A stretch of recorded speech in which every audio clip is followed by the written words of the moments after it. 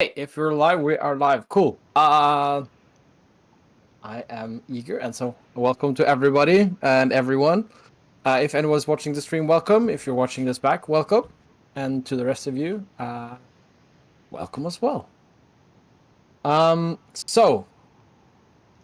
This is a Direwolf spin-off campaign. So it's set in the Direwolf universe. If you curious about that, what that is, I'm not gonna do a recap here. I assume everyone is familiar with the setting enough that we can just go into play. TLDR, it is modern, inspired by Hellboy and Men in Black. Thank you, Thomas. That's probably a useful TDL diddly R. So today with me we have 4 amazing players who has all made awesome characters, which we will introduce in short order. And I think we will start with Andre Nowak, as he is sitting on a stainless steel slab in a medical-looking room with not medical, a technologically-looking room with monitors beeping and strange wave patterns that's analyzing substrata of the astral, all that kind of stuff. And in the corner, we see a dapper looking, let's call him a gentle being, looking at some strange readouts that are being printed on an old-fashioned it's almost like a seismic paper going da, da, da, da, da, and with like lines and waves, but he's just looking at them, scratching his forehead with his tentacle mouth and going, oh, what weird readings. And he turns and looks over at your character, Thomas, and I would like for you to describe your character. Yes, so Andre is a former astronaut from Poland who was on a mission, and the mission went horribly wrong, and upon arrival back at Earth, he was declared dead. However, he woke up to much confusion of the rescue team, and he was quickly quote-unquote recovered by the FBI, which were in fact Direwolf. And from the little intro you gave me, I assume that he has pretty much recently been woken up in Direwolf. So he probably doesn't quite know his abilities yet, but he has the ability to make echoes of himself, and also with his engineering background and knowledge, he can modify weapons and armor. So in D&D terms, he is a Echo Knight and Armor Artificer multiclass. And I have forgotten to drag in the character you're talking to into Roll20. Derp. Herpy derp. Have him in Kanka, of course. Or Zoidberg, whatever you like to say. So, save image as. Oh, there it is. Good. Control Z, right? No. Yeah. Yep. Control Z. Or Shift Z, I think. Shift Z, okay.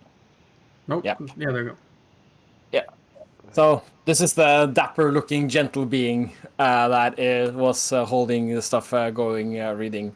Oh, very Very, very strange indeed. I don't think I've seen this. This wants some more investigation. And then he goes over to another part of the room and start pushing on some buttons and pulling on some levers. This is definitely one of those scenarios where having a webcam of you adds to the experience. Good. Hmm. Here, Andre, hold this one. And you and Squib, you've gotten quite familiar over the last couple of months as you've kind of been acclimatized, because you've been first in heavy isolation, and then it's like, okay, what do we do with this being? It doesn't seem evil, governed by dark forces. And your characters also expressed an inclination to be useful, I imagine. Yeah. So that's why you've ended up in here. Question. Would Iris have seen him or like kind of visited him, considering her involvement with Direwolf? Maybe we will come back to you. We will Because I was take the thinking rounds. maybe she would have tried to get him into being useful, at least to some extent. Oh, you're talking about Andre. Yes, Andre. Like, as in, would have, because she was in the same crash. Yeah. Oh yeah, you guys definitely know each other, and there's definitely been some helping behind the scenes there. Maybe. I mean, this is Direwolf. They try to take things seriously. I think she would have been but with pushing for him to get out of isolation and kind of like he's a good guy, you know, I know him and all that stuff. Yeah. Okay, this is very strange. You know, I have to go and I have to talk to Argyle about this. and Squib leaves the room, and Andre, now you didn't. Do you know how your character looks? Would you like to describe him, what he looks Andre? like as well? Yeah. Yeah. So normally he would be wearing some heavy clothing to cover up as much as possible because he is dead. He is a reborn. That's what they're called. He's a reborn from the Gothic lineages. So he is dead. He looks battered and beaten with like scars and stuff which never seem to heal. So he looks like he's been in a fight yesterday, every day. But normally he covers that up as much as possible and prefers, like, if he goes outside, to wear masks, which is not that hard these days. With like a corona mask and sunglasses, he can cover up most of his appearance, which probably isn't as bad as he himself thinks it is. He just feels ashamed because he knows that he is dead. But in combat, he wears a heavy suit of armor, which he has been building. And yeah, I chose Punisher as artwork. I was browsing for ages to try and find someone who looked good, and I just couldn't get away from the Punisher. That's a pretty cool, impressive cheekbones, I think. Yeah. Okay. Next, the camera cuts to, I'd say, somewhere sort of like it's definitely downtown London, in one of those picturesque streets, and the camera zooms in on a what looks to be an old antique store. And inside this antique store, evaluating some sort of item, is a character who definitely are going to describe themselves. Rune, would you please describe Ensomi as she's holding and inspecting some sort of item? Yeah. So Ensomi is a changeling. Currently, they are in the form of a mid to late 20s black woman, but that is not the norm. Cause no form is the norm, cause changeling, and if you can, you do. They're also a warlock, for all intents and purposes, and a trickster, shenaniganer, and all around tricky type. An all-around tricky type. And what kind of items are you examining? I mean, I have a rumor I'm investigating about possible actual magical artifacts finding their way into the normal antique market, and either just buying them and reselling them to people that know what they're worth, or, not buying them and reselling them to people who know what they're really worth. Good profit. And of course, you're currently chasing down rumors of a flesh-eating antique chair.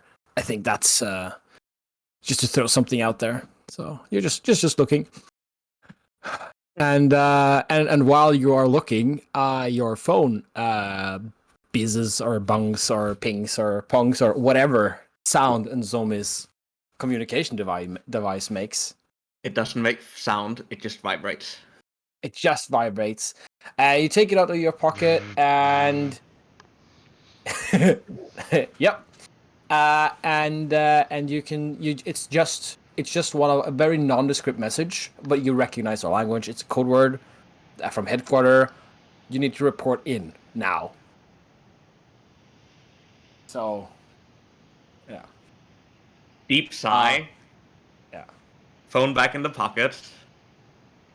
Take another 2 minutes to ensure that the thing I'm looking for isn't actually here, and then leave for headquarters. Yeah. As you exit the antique store, we cut to Irina. And you are just having a Irina is played by Mats. You mean Iris? Iris? I need Iris. I still have Irina was an the other old campaign. name. I have an old name noted down here from some earlier stuff in my notes, so pardon me. Iris. Nice. We see you. We zoom in on some. Let's say a landly. That's a very Norwegian word. I don't think that translates. It's a very rural, estate-looking property with well-kept lawns and a big manor house. And we zoom in on a window on the second floor in the west wing. And it's a windowsill with scratch marks from a cat. That's for some reason are there. Huge claws. And we go in through the window, and it is the headmaster's office of the DIREWOLF Academy. And behind the desk is an older-looking gentlewoman with a stern face. And opposite her is a young woman, or she appears to be a young woman. And could you please describe your character, Mats? Yeah. So Iris is an Eladrin, but she wouldn't look it to those that have pierced the veil. She has gone through surgery when she was young to humanize her features so that she could fit into normal society. However, there are some things with her features that can't be easily explained. One of which is her most striking feature, which is her piercing green eyes. She often describes it as, oh no, it's just I've got some pretty cool lenses. Really, that's what makes them look so sparkly. She's a sun-kissed woman. She is of sort of Moroccan descent. Curly brown hair that she is taking good care of. That's sort of into kind of let quite loose down her back, and she's got these piercings made of various like gemstones and stuff in her hair that glint in the sunlight. And she wears quite this sort of casual sort of tank top with like the logo of a sports team on her chest. And I think she seems quite impatient. She's probably like, do you have bad case of restless leg syndrome as you're sitting there? Kind of lean forward a little bit. Yeah. She's bored out of her mind. Yeah. Well, Iris, it's good of you that you have time to drop by. We know how these things are mainly a formality with the older students that comes to us in such an advanced age, you can say. They aren't this lost on anyone. She's a lot older than you, using this kind of language still. She just raises an eyebrow to that. I also have here, I'm signing off on your final exam. It's congratulations, Iris. You're no longer part of Grey Wolf. You are officially ready to take part in the Magical Society under Wolf. And here is your association card. And also I have here the acceptance from DIREWOLF that you have been transferred as an agent per your wishes. Effective immediately, as far as I can tell. Yes, effective immediately. And she's looking over some papers before she turns around and pushes them over to you on the other side of the desk. She just smiles. This sort of like, she knew it was coming. It's obvious. Like it wasn't a surprise to her. But she's been waiting for this for a very long time. So she just has this grin, and just says, "It was about time," and takes the papers out, and says, "So when will I start working?" It says on the paper it's effective immediately, so I think you should actually. There's a date on there. It tells you a date and an address to go to London, where you will be greeted and taken through basic introductory training. But she looks at you. But Iris, I know you have everything it takes to be a great asset to our organization, particularly during these trying times. It's a real all-hands-on-deck situation. Yeah. Well, I mean, no matter the situation, I would have been a useful asset, right? You're not just doing this because you're leading agents, I hope. She sort of looks at her, we're concerned. Grey Wolf, under me, would never educate and release someone unfit for duty. I would never stand for it. Right, well, I didn't do as well on my exams as you'd probably expect, and I was a bit worried that I'd be under the threshold, but I'm happy to make it. So I'm not going to complain. She stands up and comes around the desk, and she holds out a hand towards you. And you get up, I assume. Yeah.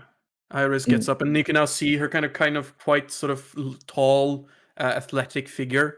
You're way taller than this woman. Yeah. She's sort of, when she's seated, she looks quite normal, but it's very drastic when you see her stand up that she is quite tall. Yeah. This room is also built to make the other woman look bigger. So stands up and sort of shakes around. What's the headmaster's name? Yeah, that's a great question. Would that any of us knew? I remember. I think that's one of the first things I wrote in the original session. The first one. Yeah, we have an image of her as well. I think she's inspired by... I'll find it. There's a picture of her. Yep. Okay, Morgan. Yes. Morgan. Morgan is her name. And then I take out something from my pocket, and I give her like a piece of amber that has within it some of my spores that I use for my research and are quite like valuable to me, and I give it to her. it looks quite nice. It looks kind of like this orangish kind of gemstone almost. And give it to her. Something to remember me by. She accepts it and said, "Thank you, and I expect great things of you, Iris. And if you do, maybe this too will make it on top of the shelf." And she points behind her, and she has a shelf with all sort of like knick-knack and some pictures. And those of you who like are familiar with the series, you might recognize some things. You might piece things together. There's a picture of I can't be bothered going through everything now because it was sort of impromptu. But yeah, there's stuff there if you pause for freeze frame, and you can see tons of throwbacks to all the not all, but a lot of the previous characters. It's the kind of thing where Screen Rant or New Rockstars would be like pause the frame and like, this is from that movie, this is from that movie, this is from that. This is a reference to this comic book artist. Yeah. Exactly. And it's that kind of situation. And so she takes it and she palms it, and she doesn't do anything more out with it. She's a woman of her word. She graduates a lot of students. If you want to be on that shelf, you better earn it. Iris takes her like messenger bag that she's been slung down by the like edge of the room, and she sort of just slings it over her shoulder, and you can see out of it like sticks various bits of like there's a what looks like a baseball bat like tucked in there. There's all your equipment. All your equipment. Just various bits and bobs. Just it's messy as fuck. She just looks you just back. Take your diplomas and just shove them in the bag as well. Yeah. Careful with your diplomas. just like the last word being just looking behind her, saying, "Oh, I'll make you to the top. You'll see." Yeah. As she walks out. Yeah, she just get a nod. A nod. Of course you will, or you will disappoint her. But that's not an option. We both know that sort of nod. And then we cut to what can only be described as a dark alleyway somewhere in York, England. And we kind of zoom down and into this dark alley. We see a bloody man. He's just crying, sitting by the by some brick building. He's crying, and bloody. And a couple of feet away, turning the other way, you see a woman.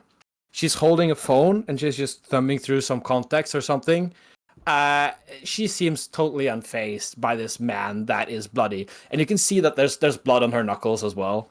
And would you please describe your character, Celia? Yes.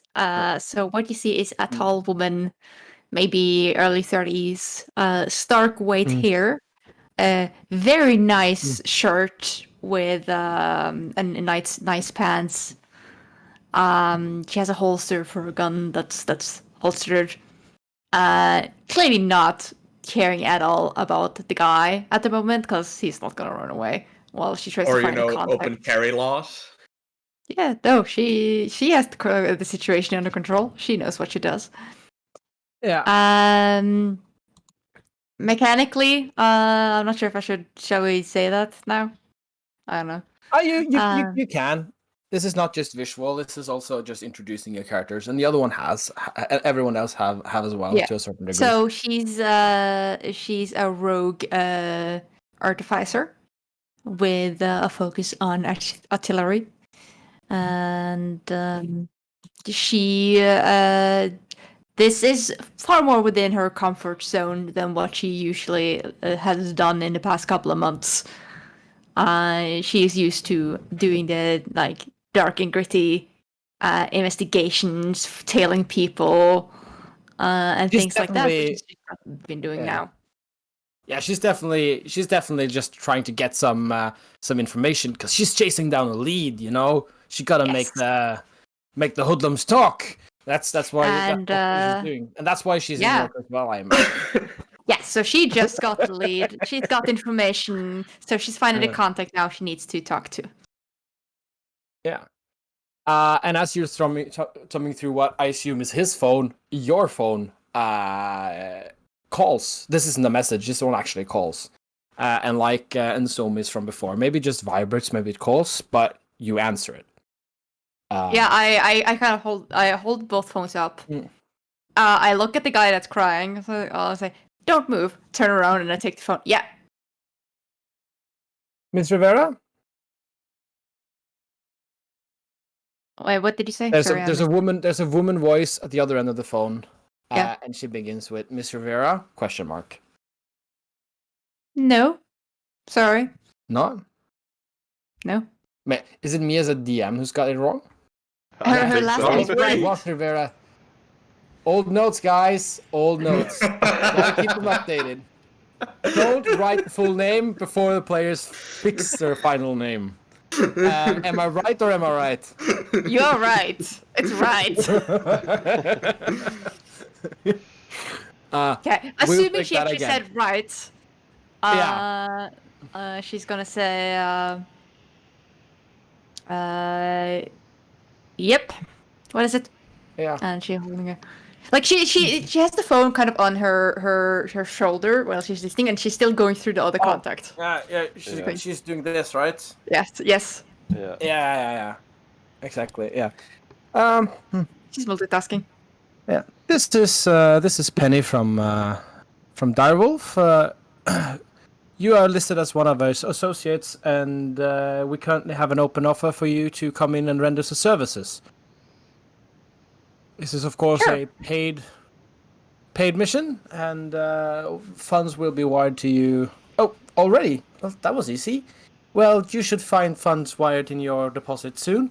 Further bonus on successful completion, and you will be needing to report to the following address in 3 hours.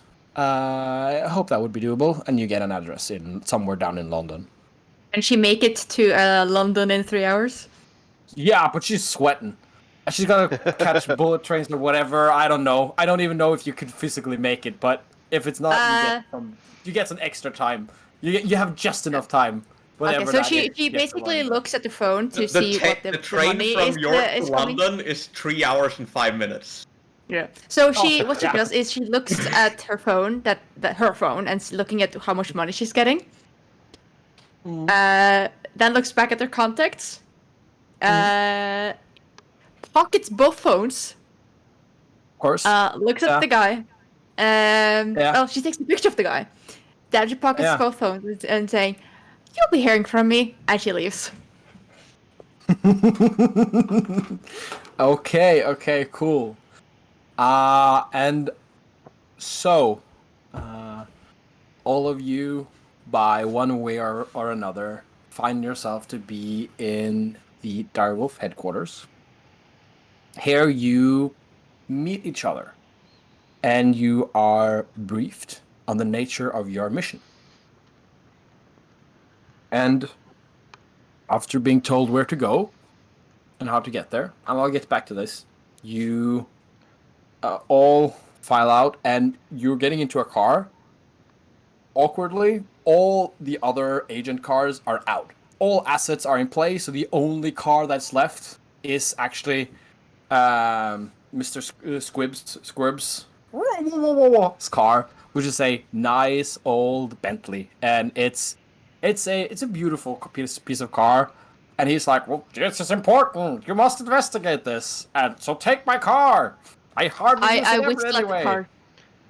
Yeah, it's a beautiful piece of machinery, and you all get underway. And now I'm going to show you the mission brief. For this purposes, I think it would be better if you took the car. I have a motorbike. I'm gonna be able to follow. It's fine. Yeah, you have a car. So, if anyone wonders, would you care to tell us how you have a bike? I had this practical spell called Summon Vehicle. Oh, never heard of it. Yeah. So I have that's the thing. I have a sleek black Triumph motorbike. Yeah. Okay, cool. So, may I direct your attentions to Kanka soon? and because I will reveal a handout with a link to Kanka, so you could either go there or there's show to players, show to everyone, and then I need to unprivate on Kanka as well, so you can actually read it. And is stream able to see it, or should I Stream is copy able. paste it and make a handout anyway? Good. Is it gonna end up on the front page of Kanka? No, I shared a handout in Roll20 with you. That one has a direct link to the article, Okay. and it should be unprivated now because I unclicked the padlock. Are you able to see it? Yep. Yes. Okay. You do have the wrong name for Alex in the handout. Yeah, because I Or made it a while in ago, Kanka. guys. I can't make everything like go and update. Okay. It's because Alex hasn't updated her name on Kanka, I think. Okay. Maybe. Well, then I will fix that later after Because the session. it's all hyperlinks and auto updates and stuff like that. So, the brief, if you haven't read it yet, I will read it out loud. It is location, Withypool, Somerset. And the agents will be Nsomi as the acting sergeant, and Andrei Novak as a new agent, together with Iris Salinara, which currently has status as junior agent, and Alex Wright, which is an affiliate. The brief is that Agent Squirp reported at 1100 hours last night that he picked up a strong sub-astral ping originating somewhere in southwestern England. After confirming sighting and triangulating the source, he believes that it originated in the area near the village of Withypool, Somerset. The nature of the ping indicated that it is very likely non-sleeper in origin. Satellite observation over target location has not yielded any significant clues. The unremarkable nature of the location means that to get further eyes on the situation requires allocating manpower. And yes, I do correct my spelling mistake as I read them out loud. You have some rules of engagement, which are the agents are to assume that the civilian population in the area are sleepers and unaware of the situation. Agents are not to escalate the situation by magical means unless unavoidable. There is no available cleanup crew. Agents are to identify the situation and, if able, deal with it locally. And after giving this brief, before you get into the car, you are able to ask questions. You said a name for the population, but the thing is as unknown. Yeah, it says unknown in the body, but it says Withypool in the name of the file at the top. Oh, okay. Okay. Where did I say unknown? No, you didn't, but the actual text itself says unknown in the text. Yeah. It I says can't see it. location unknown. If you check my stream, it says location unknown, and it says in the area near the village of unknown. Oh, yes. That is because I haven't unprivated Withypool article yet. I can do that now. If you relog now, it should probably say Withypool. Yep. Cool. Just This is refresh. Kanka, guys. It's the Yeah. first time we're using Kanka, and I think it's working. Let's see. Yeah, that's pretty Fingers nice. crossed. Technical question: are we allowed to prepare spells after receiving the brief? I mean, it's gonna be 4 how- hours till we're in Withypool, so Yeah. we probably only won't one do who's anything not- till tomorrow. Yeah. So the only you need to go now because we don't know what this is. You are Okay. urgent. Okay. So Then you going now. Then I have a suboptimal prepared spells. Just FYI, party. We can be nice unless you have a strong RP reason for having the spell list you have. This did come. Yeah. The prepared spells I picked are the kind. I picked things that would be normal for him to have in an everyday situation, kind of, like at the base. But if we're gonna be, since it says they're sleepers, I would like to prepare different spells, more subtle stuff. Yep. Well, that is the. No, that's fine. that is the situation. So, I think also if you which one of you is driving the vehicle? I could be, but no one else wants to.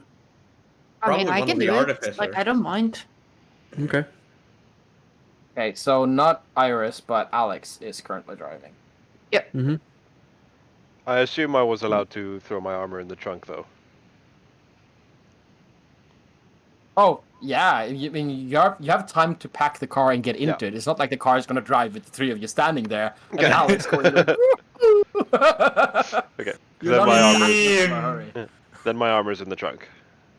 Yeah, you have time to grab whatever supplies you need as well. I mean, this isn't the headquarters being attacked situation. It's more like, get a move on, folks. We have a situation which we need mapped out. Yeah, so basically we have a situation somewhere with weird readings, and we definitely civilian population, but we don't know what the reading is or means. And I have a quick piece of information that might change your choice, Nzomi. And that is that if you're not driving the car, you're technically able to get a short rest in while in the car. I mean, I'm going to assume I've had a short rest between my summoning the vehicle earlier today and now. He doesn't How technically long need does to it drive take that. You can't sleep on. You can't rest on the. It's tiring to drive a motorbike. That's what I'm saying. Yeah, bike Yeah, is a bit when different. you But if get your way, yeah. No, you were saying? I was just saying, yeah, bike is a bit different. But if he were to summon a car, he could sleep in it while it drives itself. Yeah, I mean, the bike that's can established. technically drive itself as well. It's magical. Yeah, Yeah, it's just a bit but harder when you to start sleep on sliding a off, bike. it can't hold you on. Yeah, unless your bike has magical arms strapped in. Yeah, but yeah, it's like it's a 4-hour drive to the location, and you can look it up on Google Map if you want to, because your character have access to Google Maps or Google Maps yeah, or I did whatever already this reality is. I have already looked it up, I think. Hmm. Let me just find all the things I have, because now I changed where I have all the things. Hey, thanks for this new subscription, Alistair.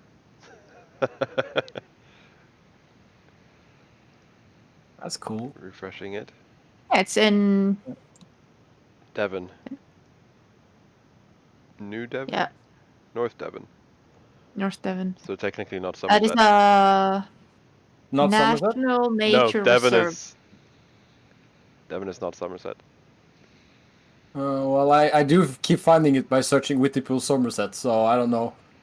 I'm I just don't know, whatever. Devon is a different county from Somerset. They are two different counties, and the map There's says it's literally in North North Devon Devon. there, but okay. Yeah. I mean, Okay. the city itself says it's in West Somerset, so you know. I don't know. We're pretty sure we found the same small Yeah. village, right? That's the important part. And then if it's factually address wrong, then we can deal with that later, as long as we're Fun- talking about the same one. Fun fact: technically, I am from Mm. Devon. You are. Yeah. Like So you're the player's a local. my family lived in Cornwall when I was born, but Plymouth Hospital, which is the closest one, is in Devon, not Cornwall. Mm. So technically, like I'm born in Plymouth Hospital, which is in Devon. But yeah, that's Pretty close to where you're from, then. yep. And That's also, how things go. also scaringly close to where my parents live. Don't nuke the town, Matthias. The fall off will hit them. This will, I guess that'll be up to you guys. You're heading there. And, yeah, you're in this old Bentley. Alex is currently driving. It's a pleasant drive. It's a 4-hour drive, and it's... I'd say, since we got cut to you late in the night or evening, I'm gonna say you probably got to London sometime in the early morning, and you were able to catch some shut-eye on the train.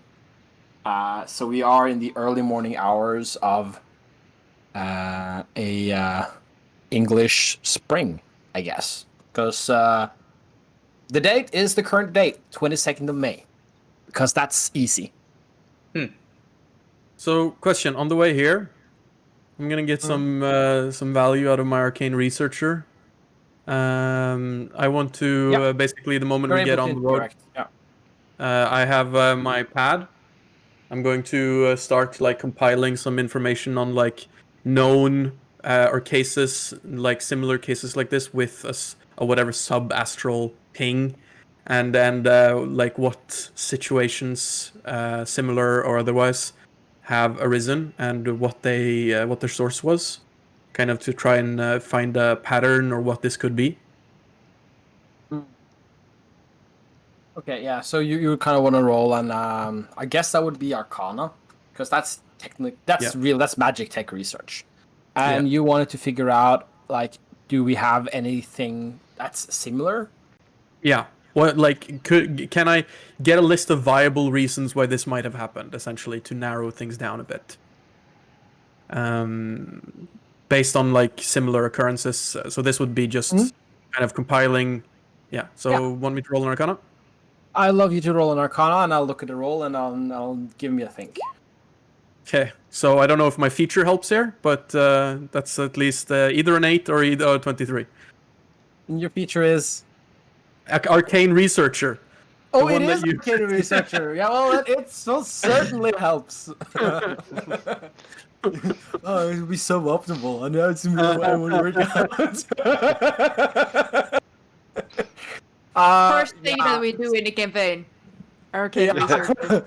Congratulations, that's a critical hit. Not that applies to skill checks. The thing is that Waste of a 20.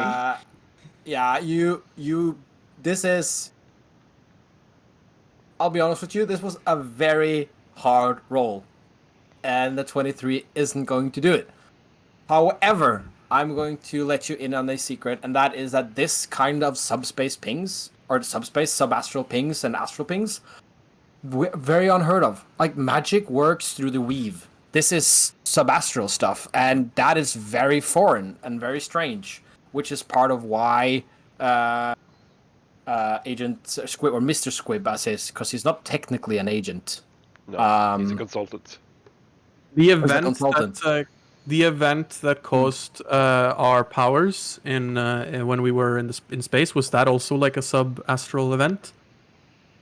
I'd say so, yeah. I'd say so, yeah. They So are. maybe then literally the only thing I get up on, like when searching, is the literal event I was part of. Like, thanks. Thanks. Okay, that's not useful. Exactly. So yeah. So you don't really learn anything new and useful, but you do review what you know about that kind of events, which isn't much, but you do review it. That might come in handy later. I note to Andre, at least, it says to say, hey, this thing seems to be similar to what happened to us up in space. So, just let's be careful. Well, not a surprise that they picked us then, is it? Well, it is a surprise to me.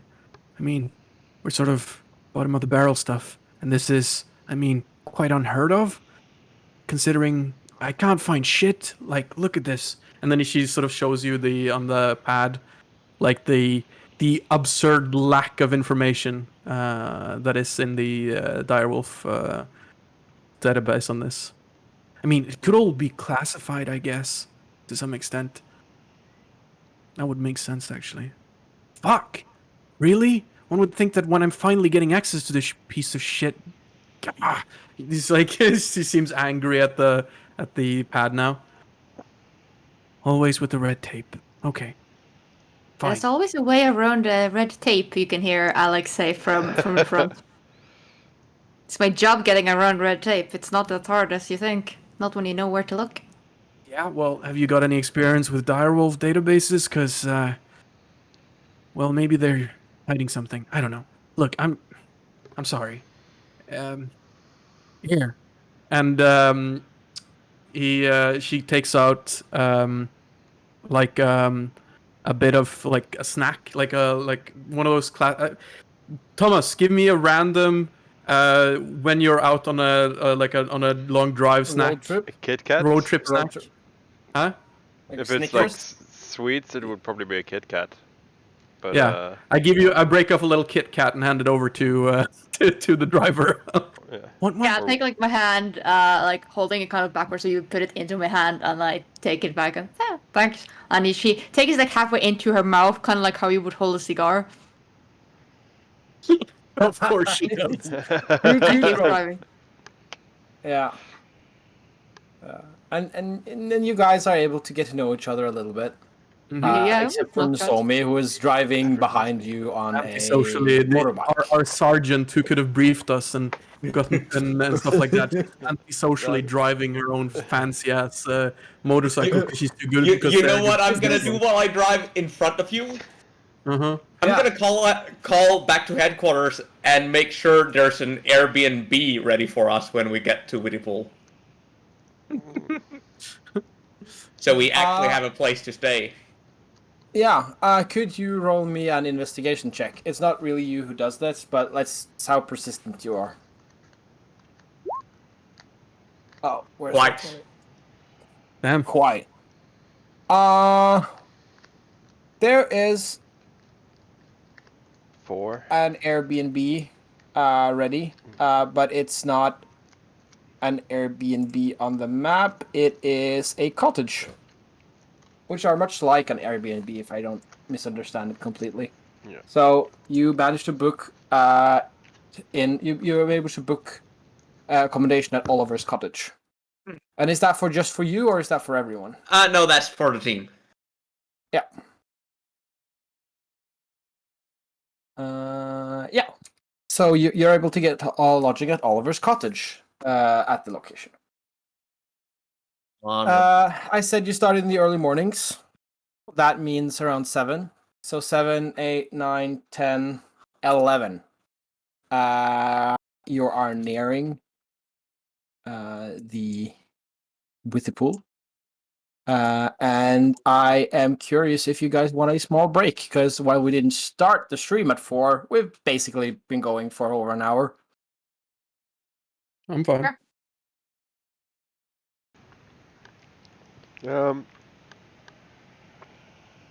Yeah, we can probably have a very quick one, but A very usually quick one.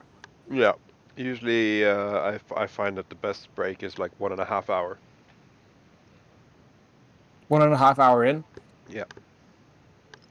Every one Well, and a half. But this is a shorter game than yours. true. Yeah, we I'll can do make it. the We can. call then. Yeah. I'll make the call if we're going to have a short break or not. We'll go for a little bit longer, not much, and then we'll take a little bit break because I think there's a good point coming up. So, as you're driving along Ash Lane, coming from the direction of the A396, if you guys understand this. And you're going along, and I would like so. Rune, I Yes. mean Naomi, they are driving in front. You said as much. Mm-hmm. I would like you to, or what is your passive perception? My passive perception is 13.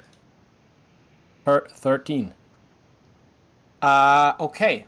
Then I would like for you to make a vehicle handling check. I don't remember exactly because I don't use that much, but I have rules for it. So it's if you're proficient in bikes, you roll a dexterity roll with proficiency. I am proficient in my magic summoned vehicle. Yeah. That also counts as being proficient in whatever Yeah. what's between your legs right now. Exactly. So yeah. Forwarding, but you get my point. I mean, it changes am for me, so you know. I am just going to choose to ignore that. Please do. We're gonna move on. Yeah. So this is a dexterity plus proficiency roll. Magic vehicle. Yep. I rolled strength, so that should be 3 higher, so a 21. A 21. As you're driving, you fail to notice something, but something charges out of you from the side of the road. You're moving fairly quickly, so that's no surprise. But you have to take evasive maneuver, and you manage to swerve away from it and keep going. This happened so fast, you have a hard time registering what happened. But I would like Alex to make a vehicle handling car roll again. And are you proficient in driving? I think we all Like, are naturally not- proficient in. You have a So- driver's license, but have you Yes. taken the proficiency in land vehicle? Not as a separate thing, because I think you said something about that not being needed normally. Not for a driver's license. It's no. not needed for normal driving. It is needed for, you know, Well, no, I've not taken extra because I Difficult didn't stuff. think it was necessary.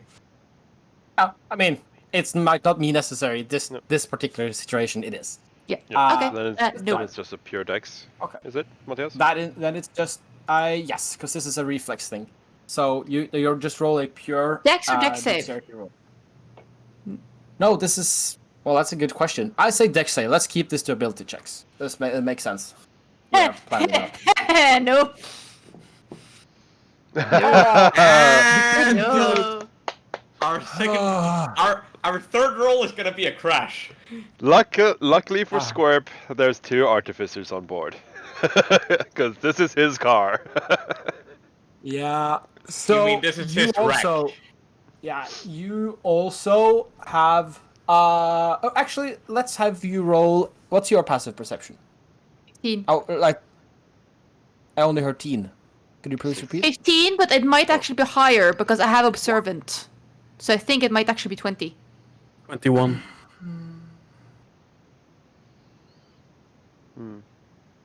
Yeah, That is- you yeah. definitely notice this, but you do not have the skills to avoid it, which makes it that more terrifying to you because this just hunk of metal just keeps going no matter what you're trying to do.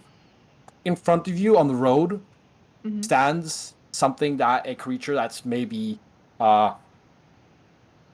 8 feet tall, bulging with muscles, and it's just a roiling mass of flesh.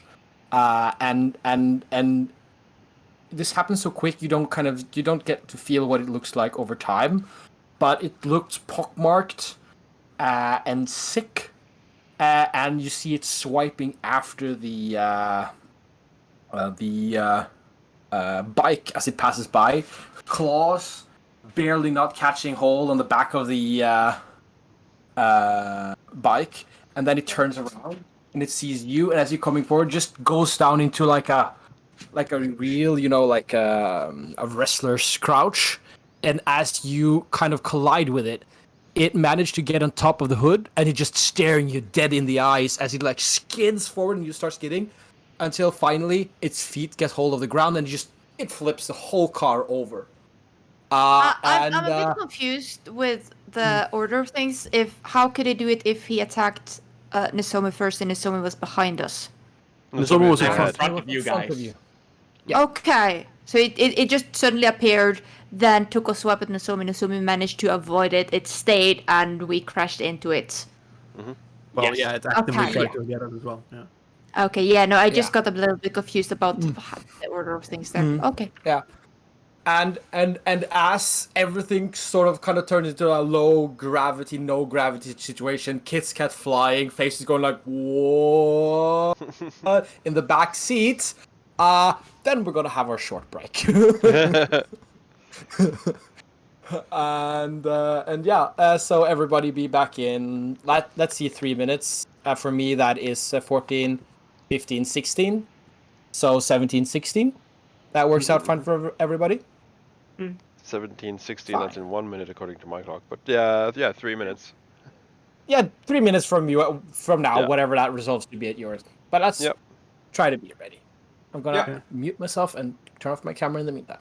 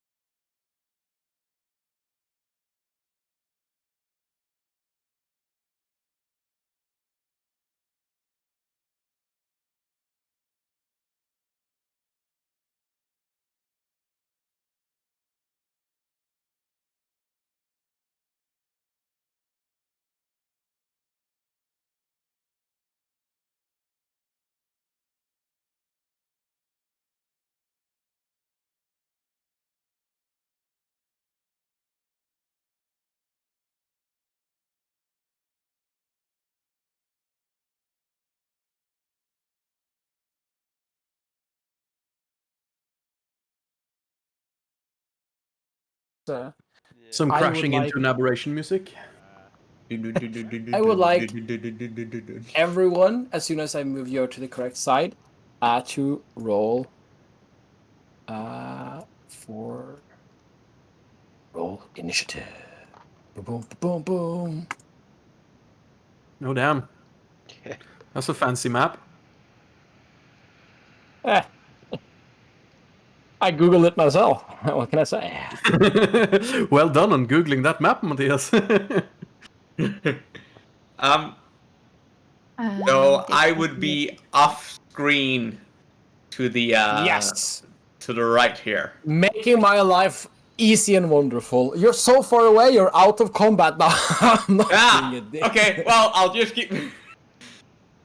I mean, just you clearly place know myself up know here. something is up, but I'm going to rule that you are going to use your first order of action would be to slow down or do something because you're driving at a reasonable pace, right? And yeah, you're also over here, so let's just say that.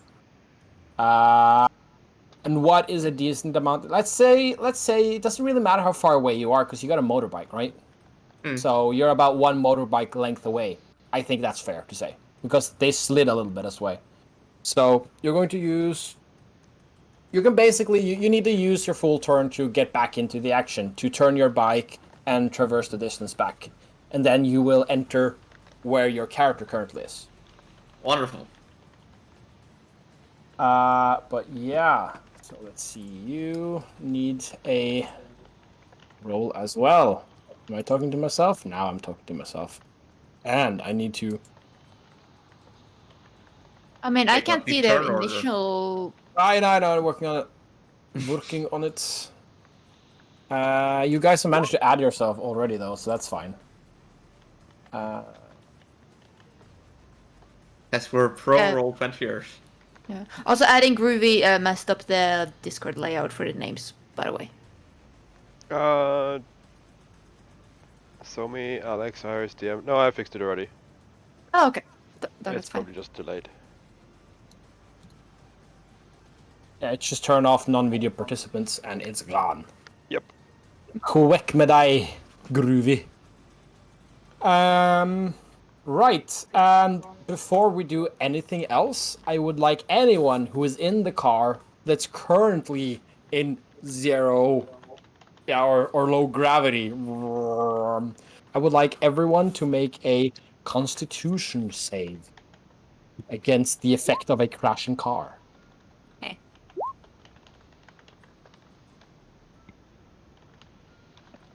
I think we're missing Just one. a sec. Yeah, it's me. Just a second. Yeah, right. A con save. Yes. And see, this is why I drive my own vehicle, so I'm not part of your car crash. Right. Okay, so Alex and Iris, you take full crash damage. Quick Andre, question. you take half. Yeah. Quick question. I didn't react because this is not technically the use of the spell, but also this is not technically a situation that occurs in D&D. Okay. Would go for it. Featherfall work? No. Okay. Because imagine this, you might stop, but the car you're in will then collide into you as you're under the effect of Featherfall. Yeah, that's so fine. I had to ask. How much was the it was damage? good thinking though, I like it. He haven't told you yet. Oh, okay. I haven't told you. Oh yeah. Right. Yes. So yeah, Alex and Iris, you take full damage. Andre, you take half, and you take 20 full bludgeoning damage if you're taking full. Ouch. Hey guys, I just went into Xanadar's and went up appropriate traps for your level, and that's an appropriate trap for your level. That's half my health. Yep. Yeah, it would have been 2/3 of mine. Mm-hmm. It would have been almost half of mine. And I'm the only it's- full caster here. Yes. And then I'm going to order the that is the wrong order. And speaking of full casters and then Sobi, what are they going to do? Because it is their turn. Well, and Sylvie one is more thing gonna, as well. Yeah. Wait, I don't. And if you're inside the car, you should move. You are prone inside the car because it's currently on its roof, which does also give you a cover to some extent. So it's not a bad situation per se, but that's the situation. I mean, And so, as we go. discussed earlier, I'm gonna spend my following turn to get into the combat area. Yeah. So you spend your turn getting to the combat area. I do believe you still have a bonus action, assuming that the driving and the turning and everything, that is your action. I mean, we're gonna hold off on that bonus action for now. It'll probably be useful later. Right. Andre. Mostly because I don't have that many different interesting bonus actions. Yeah. So I guess we need to get out of the car. Can we just get out, or do we need to? There's no roll to get out. Okay. You're just currently prone inside the car. And Yeah. that's it. Can you make a big picture of the monster? Oh, yeah. Just give me a moment. Let's have it selected now. Control Z, like that.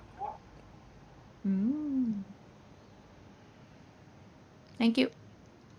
You are welcome. So yeah, I would like to use my action to drag Iris out of the car. Because like I know, like technically we were placed at the front, but it was Alex that was driving, so I assume we're both in the back. Yeah, I'm in the front. I assumed both of you guys were in the back. Yeah, can I just move you guys around a little bit? Because Yeah. you've got the car, you misunderstood the layout of the car. So I think it would be yes. more something like this. Yes. Yeah. You can be there then. Yeah. Can I then use my action to drag Iris out with me? Because yeah. Yeah. Yeah, that's just an action to grab and then use your movement to pull. Yeah. That's perfectly kosher. Because then I would like to move there and have Iris next to me. Does that mean I don't? I can. I'm also not prone, or am I still prone? You'd still be prone, I think. Yeah, you'd still Yeah. be prone, but standing up, I don't remember the rules right now. Is that half movement or half 5 movement. feet? Movement. Half. Yeah. And So it's an drag- improvement. So yeah, go ahead and move yourself next to me then, Iris. Yeah. Thanks for the fart, Baldur. That is my action. I don't really have that many bonus actions, I don't think, so I'm just gonna say that was my turn. Yeah. And Also at want to least remind we're- you, because it Yeah. might come up for you as a new player and everything. You're an artificer. You have a fancy ass armor. That's currently in the trunk of the car. I know. Actually, my Manifest Echo is a bonus action within 15 feet, so I will make an echo of myself within 15 feet, so... Does it there. matter which of the tokens are the echo? It does. I will put a marker on the echo.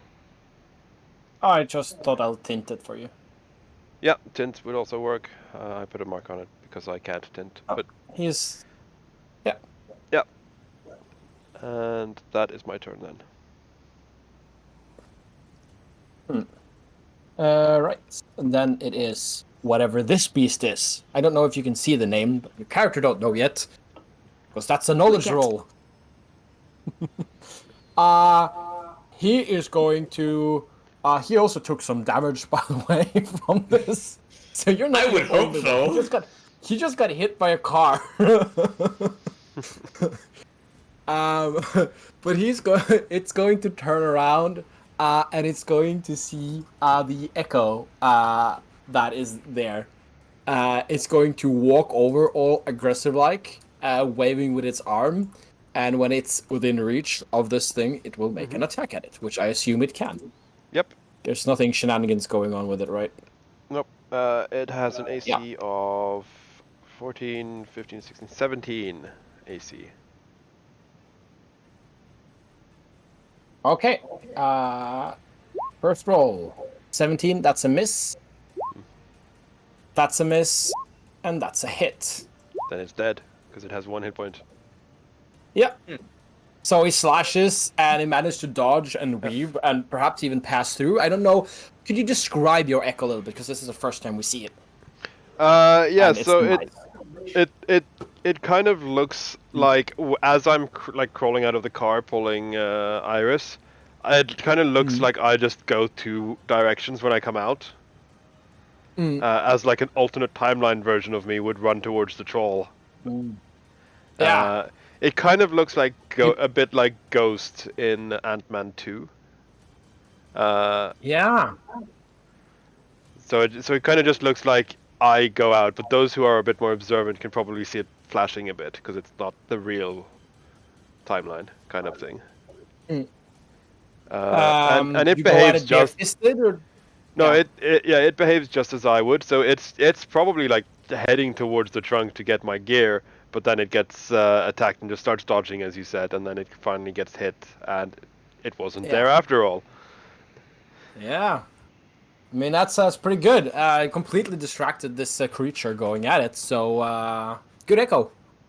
Alex, you've just crashed, taking a goal of that damage, getting a hold of yourself, go.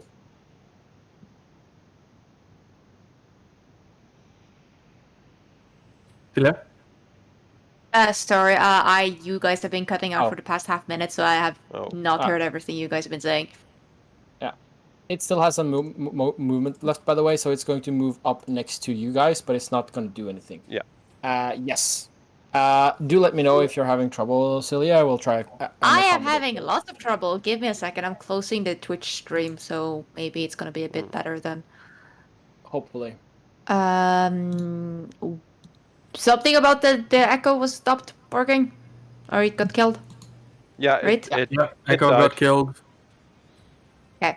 I know what I want to do. So as a first, I'm gonna crawl out.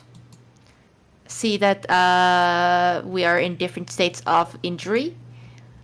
So my first action is to hold out my hand, and in front of it, like it starts crackling in the air, and it kind of looks like a small portal appears, and then out of it, like a flat portal, and then from under it drops down a robot. Ooh. Let's see if it can. If I manage to drag it out. Yeah. I think you've managed to, so I'm just going to delete one of them. Matthias, can you drag out Lancer too? Done. Because it doesn't want to. Yeah, he is dragged out on my end, so there's some lag.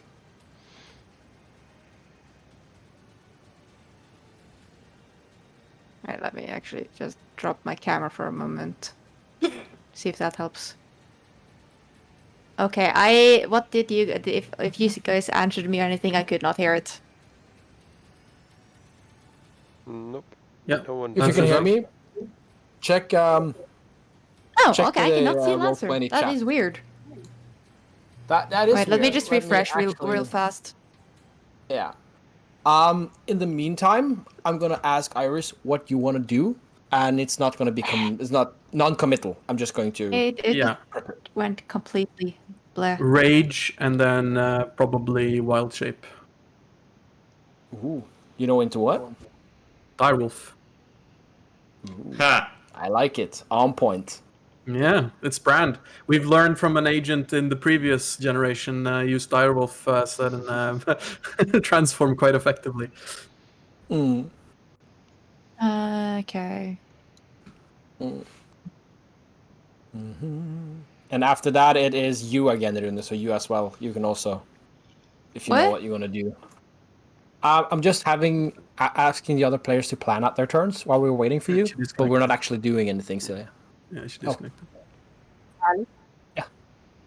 Hello? Hi. Hi. Sorry, guys. Yeah, I'm just having the other. That's no problem. I'm just having the other players plan out their turn, but we're still waiting on you. Okay, yeah, no, I'm trying to refresh Roll20 now, and I just turned off my camera for a moment. See if that helps. Yeah, Yeah, I prefer being able to talk to you over having your avatar, despite it being very cute. Mm-hmm. Because I'm seeing stuff from the other screen.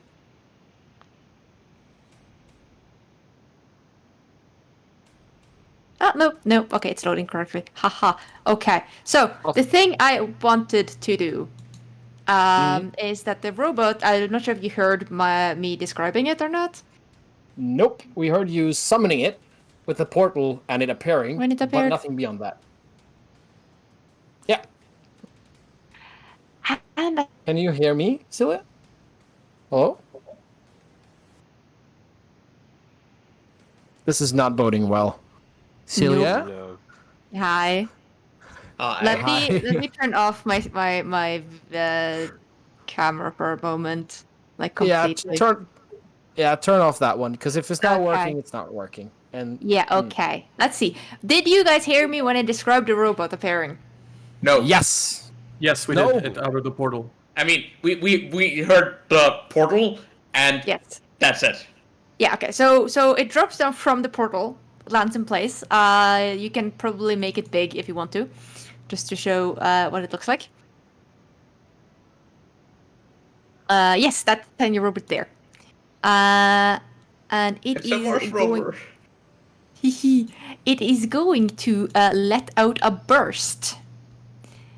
And in the burst of a 10 feet radius that I decide who is, like creatures within a 10 feet radius that I decide is going to feel positive energy.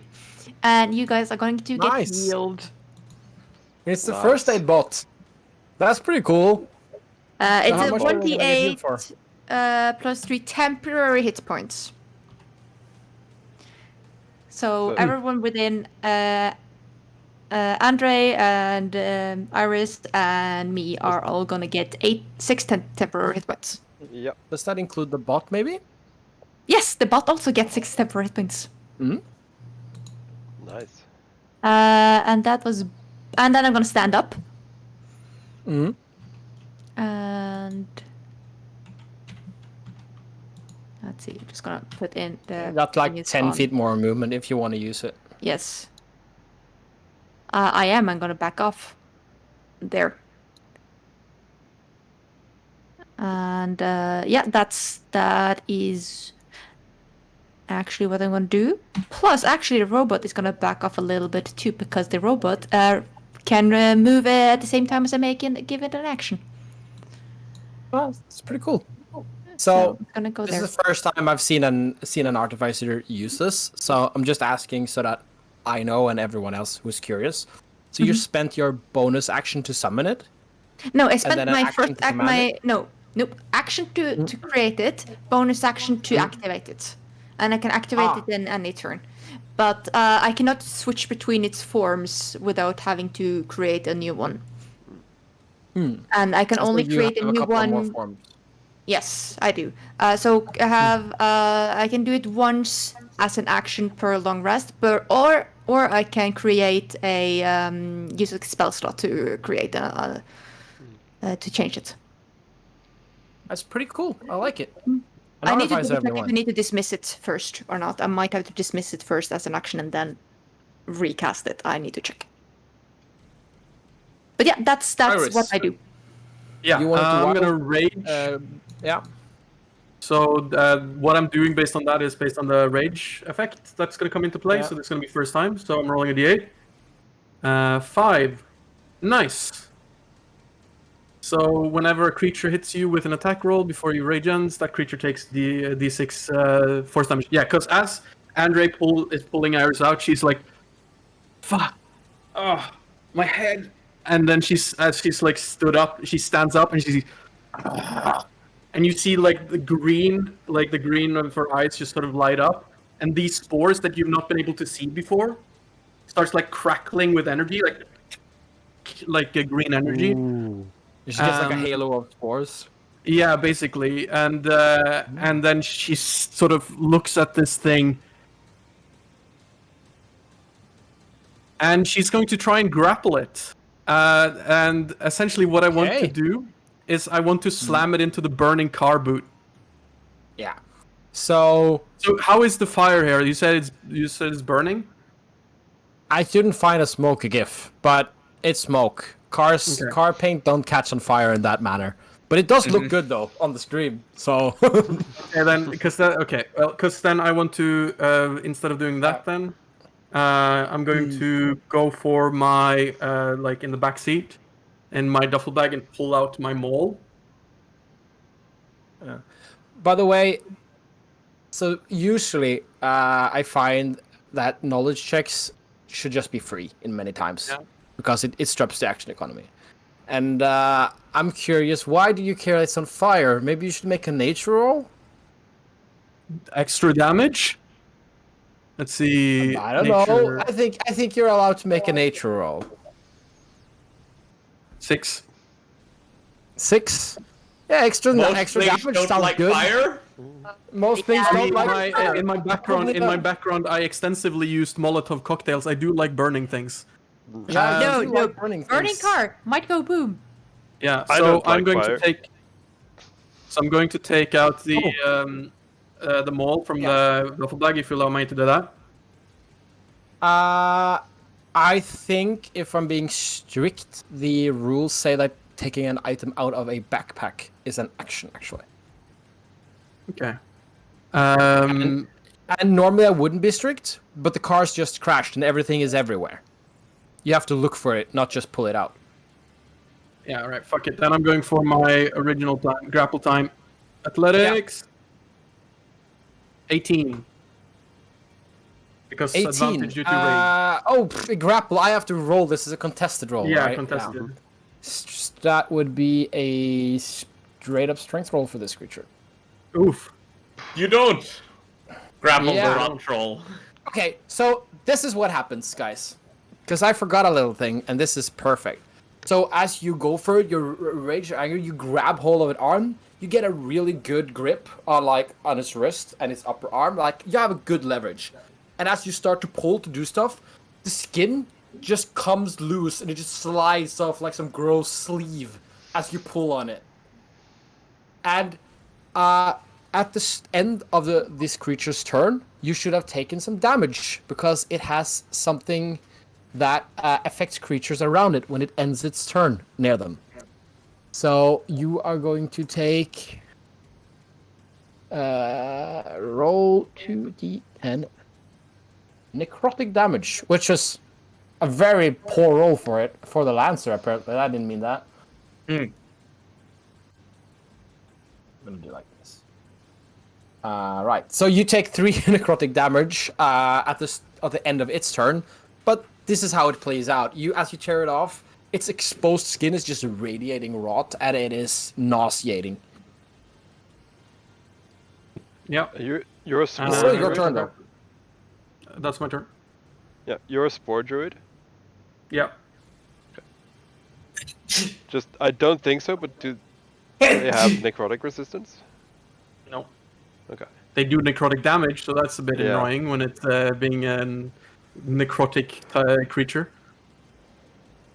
Yep. But Yeah. that's how it turns out. And yeah, then it is Ensomi's turn. What do they do? So, seeing all of this carnage, I am going to... Okay, so Ash Lane is not a very long road, and we just drew through a tiny town. Is there anyone else nearby that might see all of this happening? Good question. Please roll me a perception roll to look for civilians.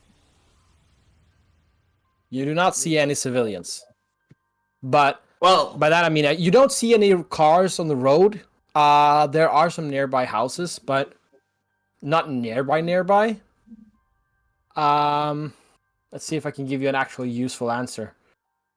I mean, I can see on Google Maps that there are 2 farms on this road, and the road is a total of 3 miles long. So, Yeah. Well, then you're not far from either of them. So I think you'd be somewhere.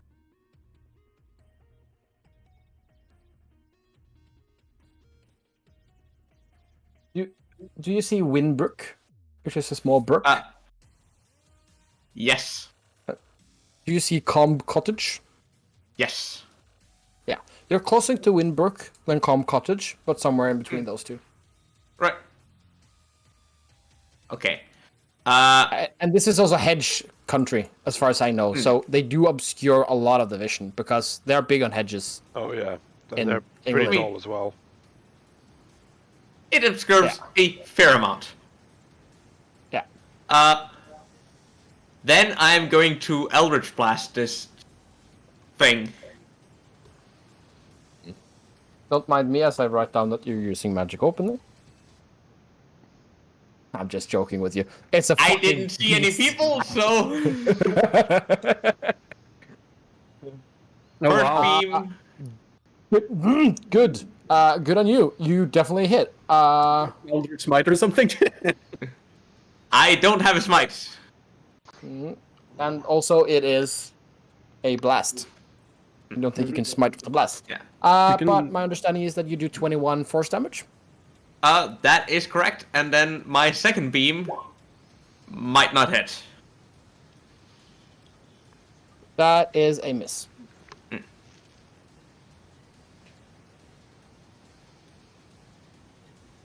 And I am going to stay at this distance. Yeah, and you're now actually where you are, so this is representative. And then it's Andre's turn. Yeah.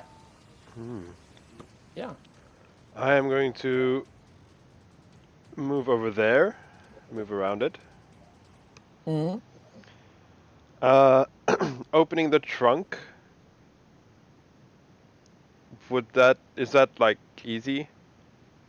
I mean, we have been told that the car is it's upside down. So Yeah, but it has a roof, so there's enough room for the trunk to drop down if you just push the button to open it. Yeah, because then I would like just to all push. the stuff. Yeah, then I would like to push the button, and as an armorer, I can don my armor as an action. Ooh, that is pretty cool. So I'm just gonna So you reach push the into my button, armor, yeah. and it just like folds all around me like Iron Man style. Yeah. You come flying out of the back, like of the trunk, out of the wherever it's kind of stored. Yeah. Also, apparently someone called the cops already. That was quick. So it's now, only been 12 seconds. They're not that fast. so now at least I have my AC. My rifle would have been in the trunk as well. Is that a free action to pick up? I can't remember how, because that would have been loose in the trunk. You have one free item interaction a turn. And I'm gonna say opening the trunk was a free action. Okay. But let's be nice. No, you've done a lot. You've done quite a lot already, I think. Okay. Because I was planning on picking it up and then using an action surge to shoot, but that's fine. Oh, if you're using an action surge, I think that's mitigating. That pushes me over into then. Okay. Then you have time because you're action surging, right? Yeah, because then I will use my action surge, and I will grab my gun and fire at him. Now I have disadvantage because of close range. That's Because he is within 5 feet, but I'm still gonna do it Yeah. because I kind of have to. So that Might is still hit him. So that is an HK 422 at close range because I have separate attacks for all of them. That is a 21 with disadvantage. That's a hit. God, plus 10. What? Yep. That is. Well, How the hell do you have a plus 10 actually- to hit? Actually, it's daytime and I'm outside, so it's only a 20 because my laser sight doesn't work during the day. We'll have a look at this later where this comes from, but for now, I'm just gonna roll with it. That is a 21, and that's a hit, so you may roll damage. That is it's so high because it is magically upgraded as an artificer, and also I have the fighting style, which gives me +2 to hit with ranged weapons. Wow. Yeah. Well, it makes sense. As I said, let's roll with it. Yeah. Anyway, Each, I say. yeah. 18 damage. 18 damage. And is that of a specific type or just ballistic? Ballistic. Not magical ballistic. Well, the weapon is magical, Because it's enhanced by Well- Artificer. Then it is a magical damage as well. That's how arrows and bows work in base D&D, so Yeah. that's how guns and bullets work as well. Also, technically, it's not a real bullet because I have my Artificer repeater bullets, which is spawning. So yeah, it is magical. Yeah. Okay, cool. Yeah, you just tear into it like chunks of flesh is being ripped off. That is... Did it take that damage? Yeah, it did. Okay, negative 18. Good. And that's my turn. I'm gonna stay close for now. Yeah, this thing just being shot at and being grappled at is going to go at both of you because you're trying suddenly flanking him, and it doesn't like that. So it's going to try and bite Iris. That's a hit. That's a hit, Ow. and you take 7 piercing and 22 necrotic. I half the piercing at Ow. least. Yes, that's good. So I take and then it's no gonna piercing damage, but 22 normal damage. Okay. Yep. And it's going to turn around and it's going to claw Andre, who just shot at it. Miss. Exactly a hit, because I 19? have 19 AC. Well, a hit is a hit, sir. So you take 14 slashing and 14 slashing and 4 necrotic. 18 damage. That hurt. Yeah. And it's Remember going to your remain 6 exactly temporary where it is. hit points, Thomas. That is true. Thank you. So +6 and remove the red pool. Yeah. And then, because it is the creature it is, its rancid odor takes its toll on you. And you take... Roll 2d10. Oops, that is not a valid roll. 10 necrotic damage. I'm down. Oh shit, already?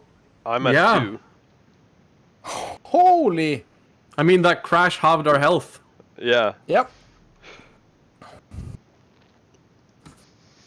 This is gonna be a short stream, guys. Short campaign! Yeah. Nice and sweet and tidy, over with already. Yeah. Well, I pride myself on being able to complete things. Who was down? Me. Iris. Okay. Yeah. Okay. Is it my turn? Or is it doing more? Nope, I have that's the end of its turn. I have a quick question. Just because of the way you've described his aura, like, I know it just does necrotic damage, and I have nothing against necrotic, but because of the way you've described it, I'm just gonna ask anyway. Because with my deathless nature, I have advantage against poison and disease. Also, I don't breathe. Does that affect it? Per the rules, Yeah, per raw, no, Well- it doesn't. But Poison, I would You make know. it would make sense but I'm willing to hear some good arguments there. I think I've already heard it.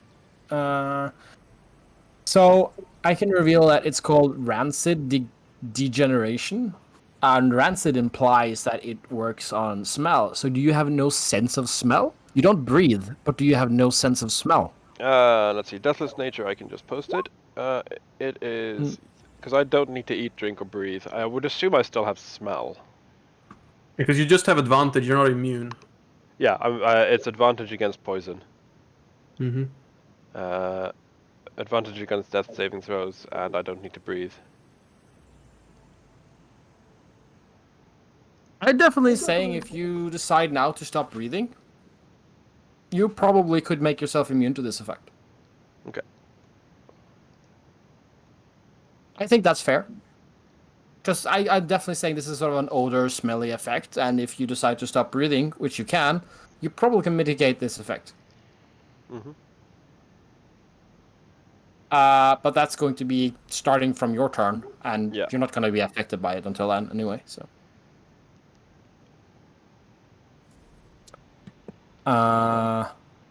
Yeah, that was its turn, so it's Alex's turn. Okay. It's not looking too well either, but then again, it didn't at the beginning either, so it's hard to tell. Oh, Oh, wait, actually, just out of put on order, it takes 4 damage from my rage thing. Yeah. Oh, you did that's say a point of order. What kind of damage is it? Force. Yeah. You did say that on your turn, I remember. We just forgot afterwards. Celia. Or Alex. Yes. Alex is going to see Iris go down and then activate Lancer 2 again. Do you need to move him? Nope. I can. I don't need to. He's within. Iris is within 10 feet. Now I have a question for you, which might be awkward. Do you heal or do you give temporary hit points? It says give temporary hit points, but I can do it every round. So my assumption is that it gives and fills up to the highest amount. It doesn't stack, I think. I don't know. You have to tell me about that. I'll point out what I'm actually trying to get to. Iris is at 0 actual hit points. It doesn't matter if she gains temporary hit points. She's still gonna be down unless you can give her actual hit points. Give me a second. I'm gonna double check then. We don't care about no temporary HP here. Oh, we definitely care about the temporary hit points. Those things would be lifesavers, as I know having played along Motz's last Okay, character. yeah, no, it Just- only gives temporary hit points. Sorry. It specifically says temporary hit points. But I wouldn't know that, so I'm gonna roll anyway, and I might actually get more than I would already have. Yes, I do.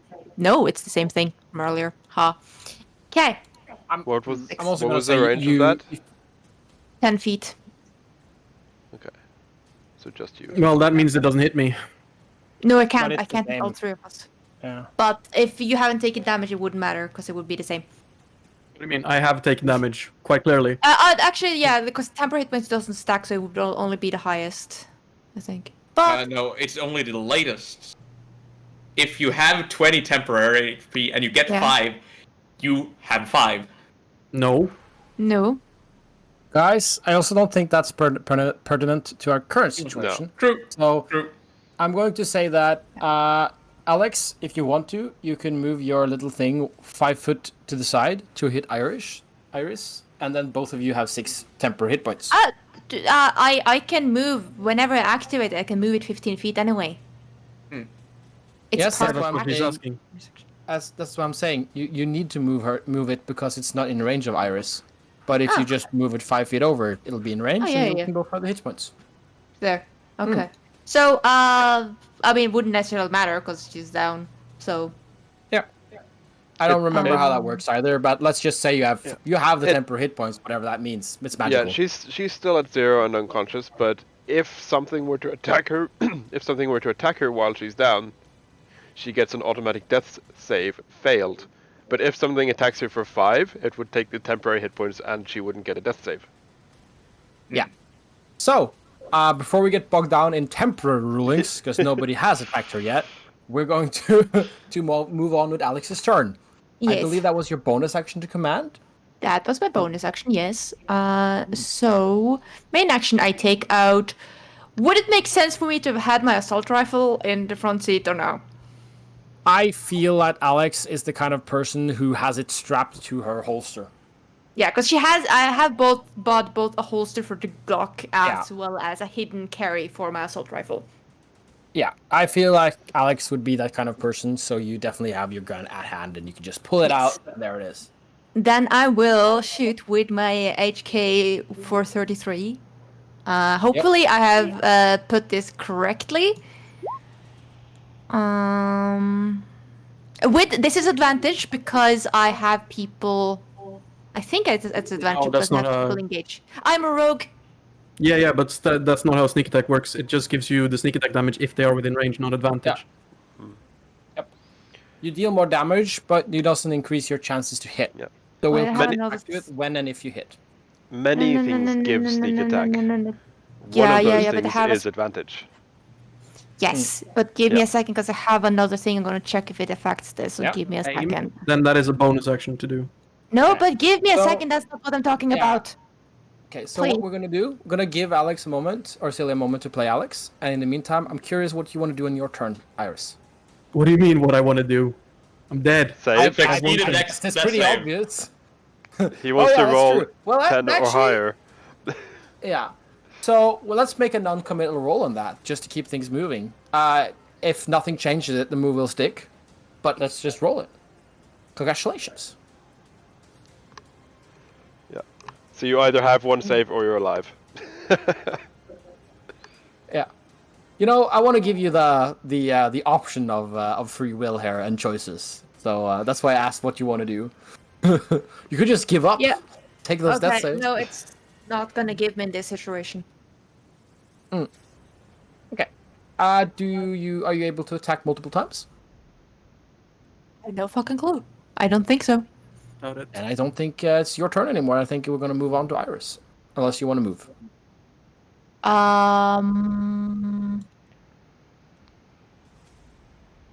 I'm not gonna move. I think I'm fine with where I am. No, actually, no, I am gonna move because the car is burning. I don't like that.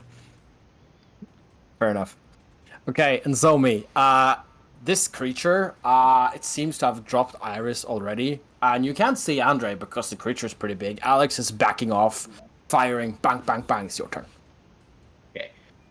So I am going to place a hypnotic pattern here Yep. across this square. Yes.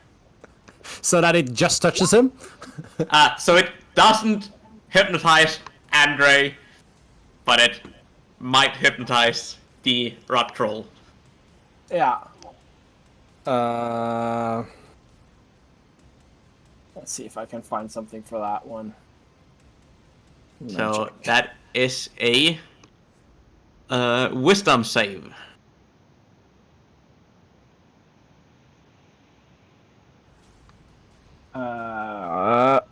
Just a moment. I am looking for something to just use there. This one works. It's a square, right? Yeah, a 30 by 30 square. Yeah. So now Oh, we're going a to 30-foot cube. use this color, a square, 30 by 30. So Cube. what would the radius be if it's a square? It's a cube. It's a square. It's not a. There's no radius in a square. It's just 30 by 30 by 30. I know By 30. I know how they work. I'm trying to figure out how large the square aura is going to be. I don't think you need to bother. We know, like, this. Okay. This, correct me if I'm wrong. That's what you have now. That is no, way too big, right?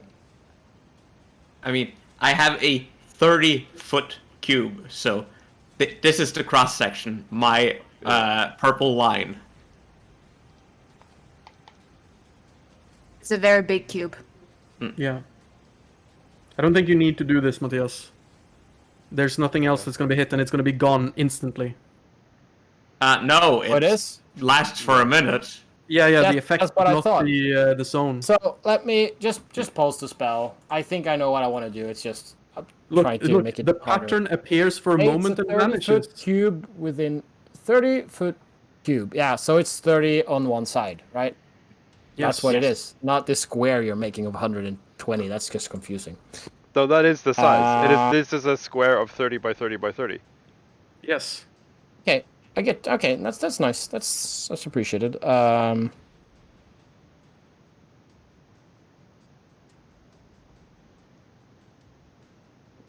Yeah, that's also. Yeah, one. you're right. I'm making this way too complicated. You're right. Because you can see this, right? Oh no, you can't see it. That's what I was trying to do, guys. In case you were curious. That is 60. Yeah. There. Is this more like Yeah, it? that's 30. Yeah. Yeah. Okay. It's 10 feet radius for some weird ass reason I can't understand. It's because the token. That is because you have a huge token. Oh, it is? Yeah. Yeah, Yeah. you're right. Okay, that's interesting. So, the more you know, Rise, the more you know. There's your hypnotic pattern. Is it placed correctly? It hits the troll. It doesn't hit anyone that's awake on our side. That's fine. Yep, what I assumed. And you said it was a wisdom save, right? Yes. Ooh, because this creature has a very high wisdom, so you might actually not succeed. It's an 8. What is the effect of the hypnotic pattern? The creature becomes charmed for the duration. While charmed by this spell, the creature is incapacitated, has a speed of 0. Yeah. Incapacitated also means then it can't do anything. Yes. So it can take Shall we no shoot actions, it? no bonus actions, and it has a speed of 0. And no reactions. So use this to set us up for another attack and don't attack immediately.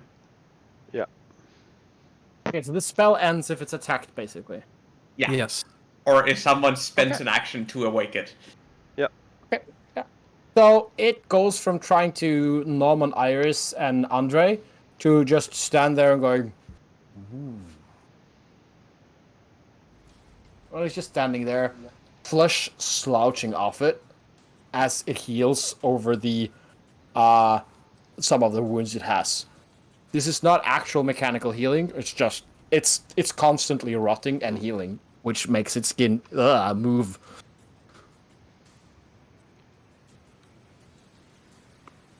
Yeah. Do you have anything turn? more you want to do in Somi? Bonus action, curse word. Okay, Andre, it's your turn. Yeah, I am going to... seeing that it is currently staring into nothingness and not doing anything, I'm going to hobble over here.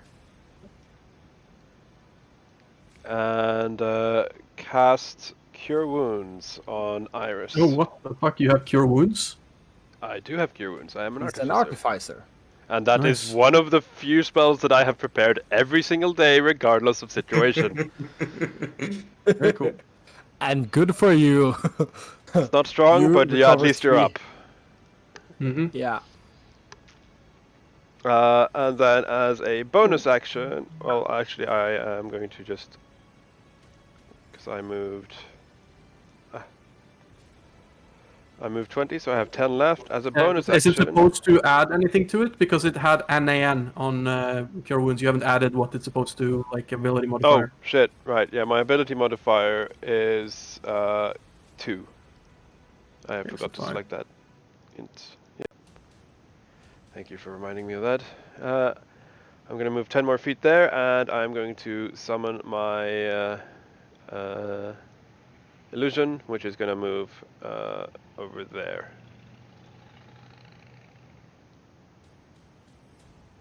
And Yeah. that is my turn.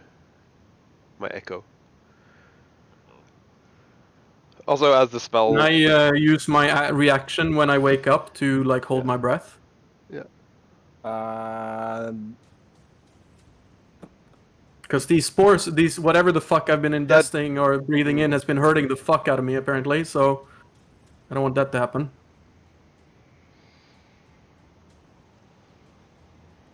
I think it's hard to choose, so let's make a wisdom saving throw for you for that. Because this is your innate body just trying to protect itself, right? Yeah, ironically as well, I am very aware of the ingestion of spores and other toxic stuff. Yeah. 19. Sure.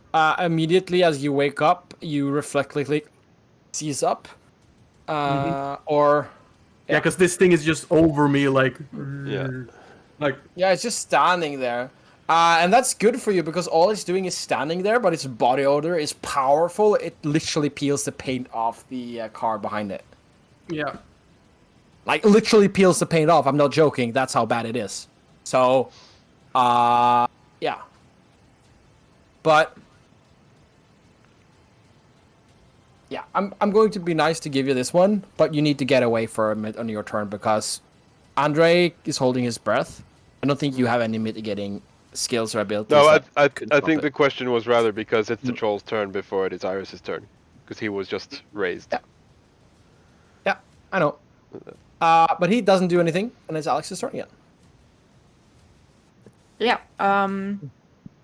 Alex is seeing that it's not attacking. at the moment. So he's going to use bonus action to do insightful fighting. Ooh. Nice. Wait, no. That- I cannot do it because it's considered incapacitated, isn't it? Yes. Then I cannot do it. That Yeah, it's hard to That read is body so language. awkward. Yeah, yeah, it's hard just to tell me read that. body language when something's not moving. When something's just. Well, I realized that Exactly. you guys were not attacking it at the moment, so Yeah. I cannot Yeah. do it. There are so many fucking things I cannot do right now. That sucks. Yeah. Dang Well, it, I'm not good in fight against this thing, whatever it's doing. Maybe you can go and hide and set up your next attack. Possibly. Okay, yeah, okay. I'm going to move like towards these bushes. Bonus action hide. And ready my attack towards the creature when the others are attacking it. okay, that's fine. Remind me when it happens, but it's noted. Yeah. Iris. You Yeah, are Iris. conscious on the ground, looking up at this thing. Iris needs to rage again because fuck me, getting knocked Yeah. out sucks as a barbarian. Yep. But it makes me be able to do this fun shenanigans again. So, It does. What's the roll? 4. 4 again, right? No, Hey. we haven't seen this before. So So describe it. can I basically, as I'm like lying there, I just grab like at my oh, actually no, my nightstick is good enough. So yeah, I'm gonna take my nightstick as I do this and like whack it out, and as it does, it's like got this green spark with it, and it starts to like kind of electrify. Flower? Almost. Yeah, and Yeah. she stands up and sort of looks behind at Andre and sees that he's sort of like carefully walking backwards and like not shooting it yet. She's gonna take the hint, and she's going to use the movement she's got available to go over there, and then she's gonna use an action to go over here. Yeah. So I'm going to also just quick reminder, what is the conditions for being able to continue to be a rage? If you're oh right, because Are you sure you want to rage? it's not in a turn. No, It's not in a turn. Yeah, you'll be fine. Yeah, you'll also be fine this turn. Yeah, If you rage this turn, you'll be fine. You need to attack next turn though. yeah. I need to attack next Yeah. turn. Or be attacked? Yeah. But I think we're going to take this as a learning experience, and we're going to move on to Insomi. So, has everybody else readied attacks? No. No, but I got a friend up. I think that's good enough as a Yeah, okay. like yeah. Well, I would like to give it one more so Andre can get a bit more range currently, because he would be Okay. very easily attacked. Then I'm going to keep concentrating, and I'm just going to yell everybody at once, and just wait to attack. You're basically calling the shot, and Yeah, we're going to skew time a little I'm bit. to telling make it everyone, happen. okay, get away, attack, and I'm gonna give a countdown of like 5, 4, 3, 2, because a round is 6 seconds. Yeah. Yeah. I think that works out pretty well. There is one thing I would do in my turn, though, as prep. I will keep my since we're doing. We'll come to Yeah. you, Alex. Oh, okay, so I we'll thought come you to were you. doing I'm the gonna thing. roll. No, Basically, we're waiting, so I'm just gonna run through it. I am counting down to an attack that's gonna happen on Iris's turn. So I am assuming the rest of us prepare our attacks, and then we all attack at once when Iris attacks. Yeah, and just get as much range as possible on it. Yeah. I'm basically giving all of you a turn more before we attack. Yeah. Andre, Yes. you have And space to breathe. And orders. Andre is going to bonus action second wind Oh, that's a clever move. for 13. Seems sensible. Nice. Damn. That's Uh, not too bad. Then he's going to move. Now I just need to make sure where I stand. Oh yeah, I got Yeah, good because it has range. to end up within. The echo has to be within 30. Yeah. Yeah. So I'm gonna move there, and then with my action, I'm going to prepare a shot with my rifle. Is that your turn? That is my turn. Right. That one stands there, peels some more paint off the car, and it's actually literally curling, flaking. Alex, your turn. What did you Well, want I to was do? gonna on your... heal Andre a bit, but he's too far away, so that's not happening. No, poor you're bot too with far the away. syringes and bandages. No, the You're too bot. far away. The bot. I'm work. Oh right, the bot. Yeah, well I'm protecting the Yeah, party. the bot. Like you are running away, and you turn your head, and you see the bot frantically trying to reach you. It's just like small little wheels. It does not get within range, so that's where Oh. it stands, and it does not activate its thingy. And Alex is holding her same action. Yeah.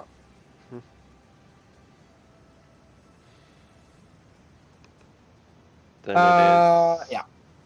Then it is Iris's turn, and everybody has prepared to act on Insoma's command, which is going to be this turn. Yeah. So what she's going to do, Iris, is going to hold the nightstick and like kind of draw energies from the nightstick. This kind of green crackling energy. She's going to draw it, and it's going to ignite in her hand as she casts Produce Flame, and she throws it at the Quick question. creature. Weren't you raging? Oh yeah. That means I Yeah. can't use No producing flames. Right. No spells. Actually, then it's very useful the ability I got. Yes. With it, because then I'm just gonna fucking chuck it. I'm gonna go like, come on. Yeah. Right. You're too angry to concentrate on magic, so you're just gonna just be angry. Just yeetus deletus. Just delete this. So, what was it? It's got a light and thrown property, so there's no disadvantage in doing this, and you can use Dex if you want to, but you could also use Strength. Yeah, I want to use strength. But I want to check something first. I want to check if this is a bonus action, symbiotic action. No action. Okay. So then, yeah, I'm gonna chuck my nightstick. 14. I mean, you can't use Dex anyway, but 14 is unfortunately not a hit. Okay. But so I guess. So then it's up to you guys if you want to fire off your attacks. This is the trigger. I mean, that's My trigger is attack. my trigger is Ensomi, so it's up to her. Yeah. Well, I have been counting down, so we are all attacking now. Yeah. Go ahead. Who shall I just roll first? Yeah. Yeah, Let's go first. Yeah. 1 beam, 2 beam. I usually do when First multiple beam people hits. have. Yeah. Sorry. Let's do it. Would it help? Will it speed stuff up? No, I'm just Is gonna. that- No, not really. I was just gonna say when multiple players have prepared actions, I usually do it still in the order of initiative. Yeah. That's what I was going to do as well, because that's the Yeah. order weird. It's easy. So that was Insome. Andre, you're up. Yep, I am going to both me and the Echo aim our rifles. And fun fact, whenever I make an attack, I can choose whether it originates from me or the Echo. So this time I have the wrong timeline, and the Echo is the correct timeline. That's pretty dope. Yep, how do you do and that the without Echo is still within 30 feet, so he gets the close range bonus. Not that it matters. That's pretty good. It is 28, Yeah. because it is still daytime. The laser sight doesn't count. Yep. That is a hit, so that you can roll for damage. 13 damage. Yeah. You're doing some real damage shits, yeah? Do you have multiple attacks? I do not yet, because I am only a level 3 fighter. Yeah. Bonus actions? So is this that was a ready everyone was action. prepared? Oh, yeah, you're right. My bad. This was a ready action. And then Alex, I has guess? dreaded action. Yeah. Yeah, Alex. So easy to 19. forget. That's a hit. Yay, for 6, I think. Since is it's correct. advantage, you get sneak attack as well. Well, was it advantage? I don't think it's advantage. Yeah, You it was. hit- It's have advantage. incapacitated. Yeah, You're hidden, It might and be- it's an incapacitated. exactly. Okay. That's pretty nice. Yeah, it's standing there completely oblivious to what was coming at it, and Wait, you all let hit me at the just same try time. again with the thingy again. So the 8 is the sneak. No, 5 is the No, sneak. Yeah, so 6 plus 5 damage. Yep. That's 11 damage ballistic total. Yeah. And Yeah, then thank it's you. back to my turn again, properly. This Yeah. happened after I use my action. Yeah. You And- chucked it at it, so you still got And the then a movement nightstick, and then it comes back, and Iris just Yeah. sort of looks at it. She did not expect that. She Yeah. doesn't know what happens normally when this goes off. Yeah. So Suggestion: when you threw it, it had like a streak of fluorescent spores behind it, and suddenly the spore streak just contracts and it flies back into your hand like a whip or tentacles. sort of Yeah. thing. Yeah. Also, And, it is no longer incapacitated. yeah, Yes. and then she's going to use her remaining movement to get over here. Yeah. Also, And the that's my spore turn. cloud is not the spore cloud, but the hypnotic pattern. That was an Yeah, is it instantaneous gone? effect. It's, Yeah, Yeah, it's an it instantaneous goes effect. immediately. the It's a the flash. pattern is just there when I cast it. It's just Yeah. I can keep them hypnotized for a minute. Yeah. Keep the I effect. understand it enough that we could just move on. Hmm. Okay. Cool. That is your turn, and it's Somi's turn. Well, let's just keep Eldritch blasting the ever-living shit out of this thing. It's a good strategy. Except if when I you hit. just hit it. Yeah. If only it was still incapacitated. Yeah. Do you want to have bonus action? If not, it's Andre. No, but I do want to spend my movement moving as far away as I can. Andre, you're up. Yep. Oh, actually, fun thing. I dealt bludgeoning damage to this thing, so it's gonna be knocked 5 feet back, because I have crushed Ah. it. Oh yeah, fuck me, I missed. God damn it! If only. If only. Andre. Yeah. I am going to shoot again. Mm. 27. Nice. Which one is the correct timeline? The echo, because the echo is within 30 feet. Yeah. It The echo doesn't can deal damage then. really Roll for matter. damage. Yeah. Yeah. 16. 16. Yeah. Okay, come on. No, you still don't have more attacks. Nope, I still don't have more attacks. I am going to, however, bonus. I'm going to move. Mm. And every time I move, I can tell the echo to move. So he is going to step to the side by 1. Yeah. And that's my turn. I'm trying Because to you maintain the could. illusion that the troll's not being attacked from my position. Yeah, no, that's good because now it is this creature's turn. And it's going to do what it's done before. It's going to charge right at whatever shitty little things is trying to attack it. Wait, where was standing here? So it spends 15 feet of movement to get over here. And then it is going to try and claw at it. 17, 18. Well, is the miss. Miss. That is a hit. Hit. And it He's disappears. Yeah. Yeah. I'm just going to move him off because I use him often enough. Yeah. He's still there. So he's got very little movement, but he can make it up here. And he's going to I'm gonna play It's this a rogue. probably a bite attack, but he's going to stomp on it. Okay. That hits. Yeah. I don't know how much abuse it can take. It cannot take that much. Yeah.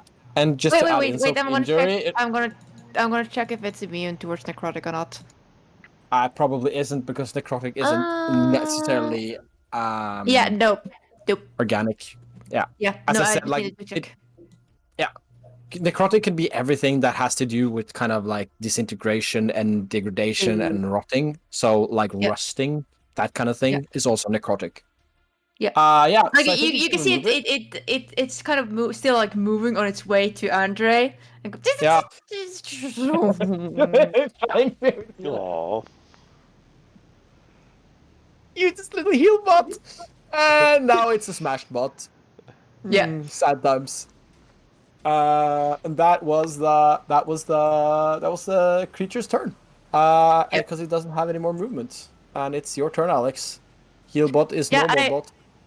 I will hold out my hand and use a spell to summon another robot.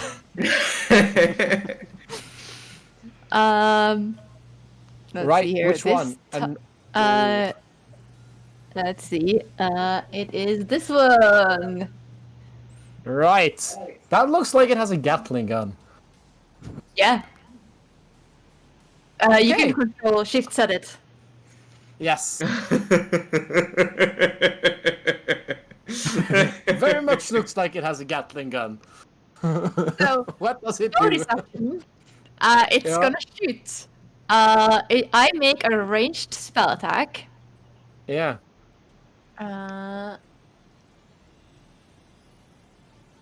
Let's see here. I'm just gonna roll something, I guess. It has a save. Wait. Do you have anything that is actually an attack? Nope. Do I that's make save. anything? Like, what do you? I need to make a ranged spell attack. That's a d20 plus Okay. 6 for me, right? That is a d20 plus your casting modifier and your proficiency. think Plus that's the 3, so intelligence. 25. 25 Isn't it? hits. I think no. Spell attack bonus is 6. So Yeah. So it's a Then it's 28. a 16. Listen, the 16 on your die is enough, so it actually doesn't Okay. matter. yeah. Okay. So what happens is the thingy, which I called May the 4th, at least attack, because it's going to shoot a force damage. Nice. Nice bun. So it goes How much? and shoots towards that. Yeah. On a hit, it takes 2d8 force damage. 2d8. Yeah. Wait. Okay, I'm excited. 3 and pushes Didn't it. you back. already? No, didn't you already roll with the original clicks you made? No. Oh, this is binding. We're using this one. Like, because the other ones aren't actually the attacks. And you moved it? Yeah, 5 feet. Which direction? Away from it? So over Away here? from me. Yeah. Yeah. Sadly, it rolled really bad, but Yes. It rolled really bad. And it's Iris's turn. It Right. just got like blasted and then it's just pushed back. And you can see like grooves, its claws just digging into the ground. And looks pissed. Looking Let's around for try that somewhere sh- else. Let's try this shit again. I've been rolling so goddamn shit. There we Good. go. I... So Okay. so she goes like, Okay. all right then, come on. Wait. Before you do anything, before you describe Yeah. anything, let me just, in some other DM's good words, how do you want to do this? Wait, you haven't seen the damage yet. No, I haven't. It How do had you one wanna do HP this? left. Okay. It doesn't have 1 HP. We should roll that. Okay, you're right. Roll damage. Roll damage first. Yeah, but 'cause it's not the best damage. There we go. That's the damage. that. Now, how do you want to do this? Okay, good. So yeah, so she's been sort of, she's really on her like last legs. All right. Okay. One last round. Come on. And she's like jimmies up for like a baseball throw, like, Before you, yeah, and yeah, like, go for it. Yeah, and then she like yeets this this nightstick, and it just, and it like hits it right into like the side of its head and sort of embeds there, and then she like pulls it back with this thing, and it sort of pulls out like brain matter in the skull and topples it over to the side. yeah. Because I mean, man, don't look at the creature in the DM in any books, Thomas. That's This is- what you're doing. Nope, I'm looking at my class. Good. I'm just. Okay, yeah, because it's good you went for the brain. Because I imagine as it goes in, it sort of somehow wedges, and as you pull back, you kind of manage to twist, and it's just like a cloud burst of exploding spores at the same time as you grab it back, and you're just standing there going like, you're just covered in brain matter and running control gore as you just spray it out and follow your weapon back to you. Oh, right. So yeah, she just like, It's dripping. It's just yeah.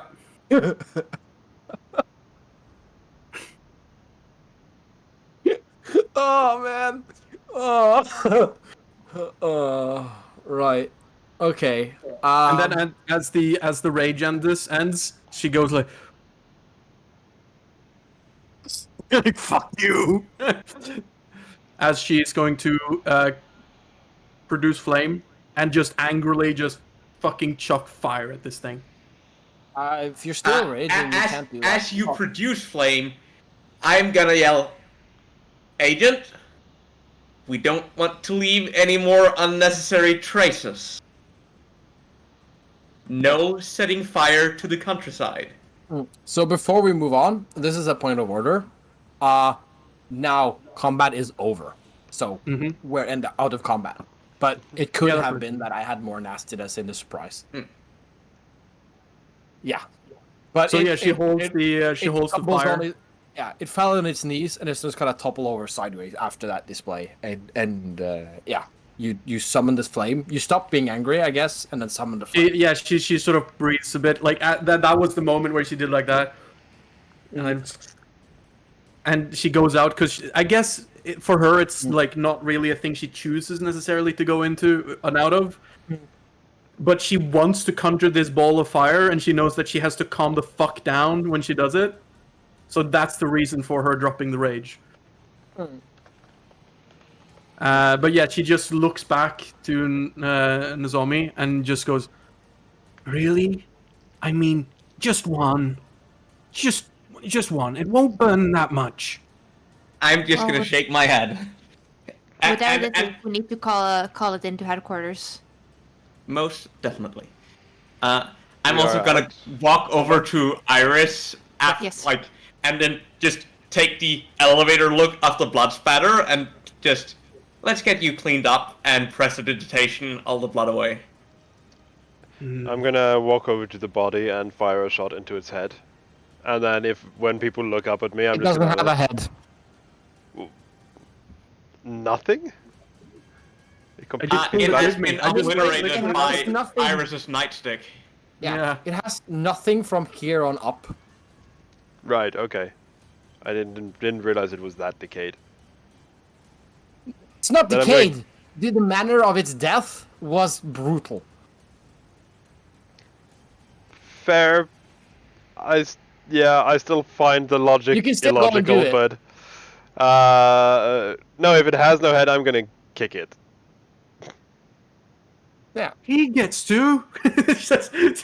She says like looking, pointing at him. He's not putting it on fire. You can kick it as well. I'm going to describe something. The body, now that you are able to stand over it, Andre, you're looking at it, and while it's definitely not moving and it doesn't have a head, it's not inert. You could still see kind of this flesh trying to knit itself together while at the same time rotting, and when it wasn't for the fact that you were still holding your breath, you can imagine it's just wafting off, and you can see that the grass near it is actually starting to wither and rot and die. I have something I would like to do then. Because I'm going to grab a pipe on my armor, and unscrew a cap. I guess like this kind of pipe, or like a tubing pipe. Like a tubing pipe, not a smoking pipe, but tubing. And I am going to technically cast a spell, but my armor is my spell focus, so I'm doing it through my armor. Oh yeah, it did post. It just posted no description. Tasha's caustic brew is an artificial spell. Yeah, I don't see it, so you should just read it out loud, please. Yeah, so a stream of acid emanates from you in a 30 feet long and 5 foot wide. I don't really care about that, I'm just aiming down at him. Each creature must succeed a dex saving throw. I assume he auto-fails because he's dead. Or be covered in acid for the spell's duration, which is 1 minute. Well, if you're doing that, I'm gonna quickly take a picture of the thing so we have evidence back to HQ. Yeah. Mm. Don't 'Cause, destroy yeah. the body before we have done a thorough examination, Agent It's- No Luck. So It's so repairing. Yeah. As I'm like spraying it like a garden hose, this magic acid. mm, So, Iris still holding this, like. It's just sort of. What? Actually, a thing that also happens is that my robot comes up, points the gun at it, and kind of looks back to Alex. With Alex said, no. I'm gonna point down at the robot. I'm not even gonna look at the robot. I'm just gonna point down at it, and then mimic, like, just stop right there. I give am it the gonna bring finger, out like- a knife and a small glass vial and take a sample of flesh. Before you do that, Also- can you roll damage, Andre, on the acid? I just want to know how. Is there a chance that there's yeah. anything to sample? 6 this turn. It will be Ah. 2d4 next turn. Yeah. Yeah, you're standing there I spraying, mean, like- so there's time. Yeah, like if I see if Nsomi is going for a sample, I will obviously aim away from Yeah. Nsomi. Yeah, I'm gonna allow it. You're standing there. It's like a garden hose for Yeah. now. It's Ah. it's yeah, as I said, it's 2d4 every round for a minute. Yeah. It's a garden hose of acid. It's Yeah. a good explanation. That's what it Yeah. is. So yeah, you can lean in and get a sample. You could cut off its toe or something like that. Lean in. It's still. I mean, it's actually after acid was applied, the decaying effects is remarkably subdued. I mean, It has an immediate effect. I don't breed either, so I don't care. I also That's want to do true. a thing. Yes. I want to keep lookout for any potential witnesses because we do have a burning car going on and other things, and it was probably a big crash. That's People are a gonna good hear it. idea. So, would you like to roll me a perception check to see if you can see anyone Yes. approaching or anyone moving? Yes, or- my passive is still like I think high, so because of observant. You're gonna get a lot for free. This is to see if you can get anything on top of that. No. So, Probably you not. roll I as mean- Lancer in case that matters. Yeah, no. Oh, you roll- that's just I know name. what happened. That's just name. Yeah, I know what happened. So here's the thing, though. You have the observant feat, so you do get a lot for free. You can't hear any cars coming. You can't see any either. The thing with the high hedges on both sides of the roads means that sightlines are pretty poor. And that's also why it was able to just jump in on the road like that. I mean, it's really hard to see anything.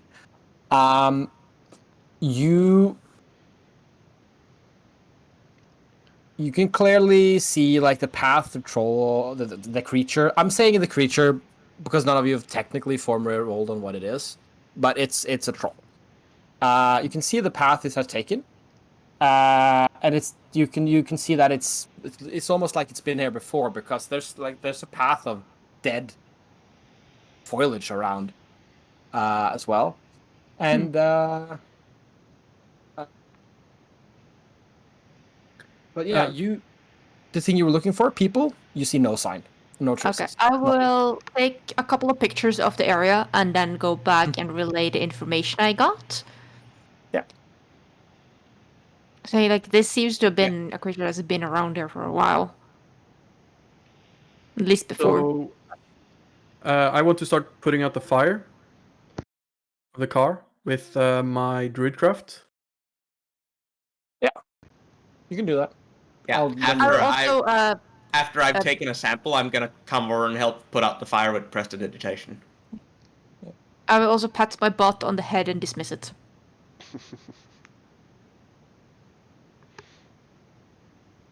Cool.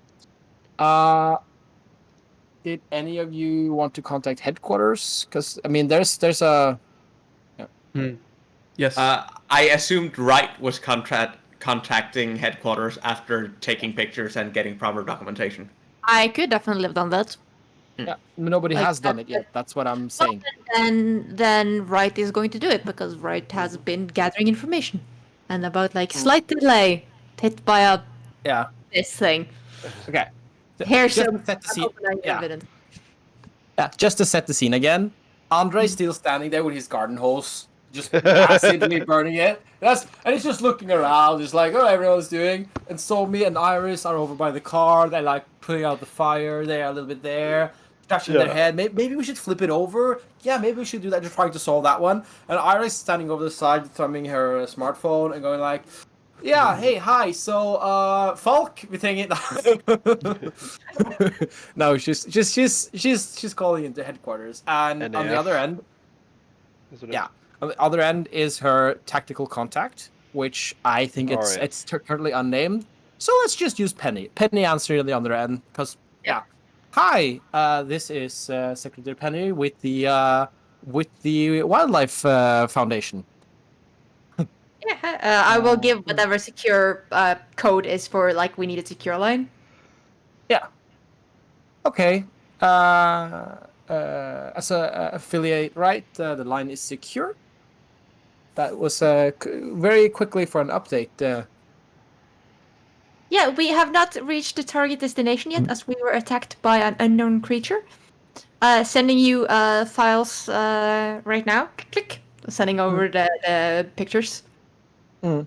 Target is dealt with. Currently dealing with situation. We have lost our main means of transportation, but we're dealing with it. I just like the Penny looking at these pictures and then, like, in the background, Andre is just hosing it with his rifle on his shoulder. We're walking by. Oh no, my car! Right, if you're talking to headquarters, tell Squib that we're sorry about his car. Yeah, Nozomi says we're sorry about the car. And we are. The troll thingy kind of stood in the middle of the road and totaled it. I'll pass it on to our analysis, but they're pretty overworked for the moment. Your standing orders are to clean up and make sure there are no visible signs. Take whatever steps needed to keep to the rules of engagement.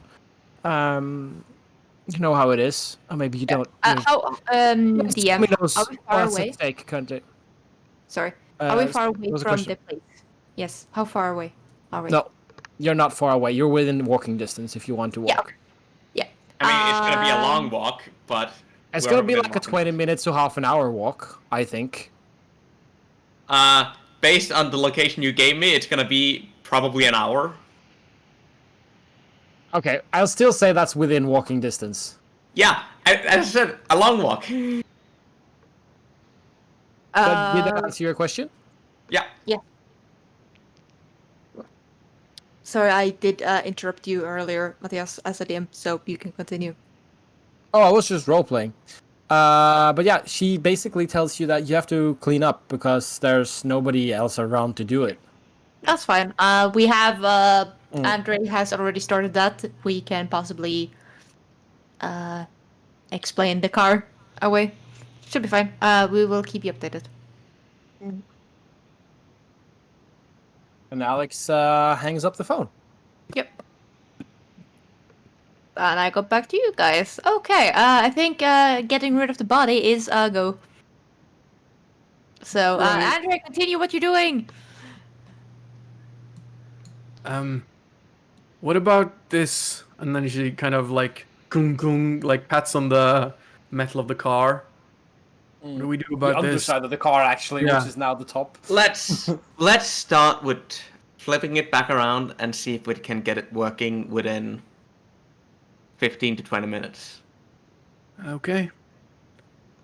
My understanding Iris- is both Wright and Aiden Novak are proficient engineers.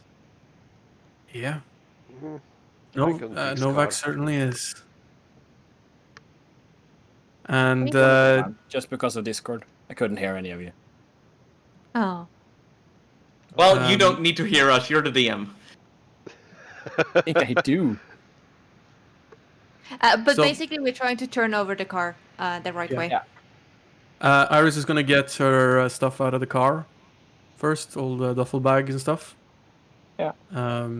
Because that's gonna make things weighty, and I don't want it fucking tumbling around.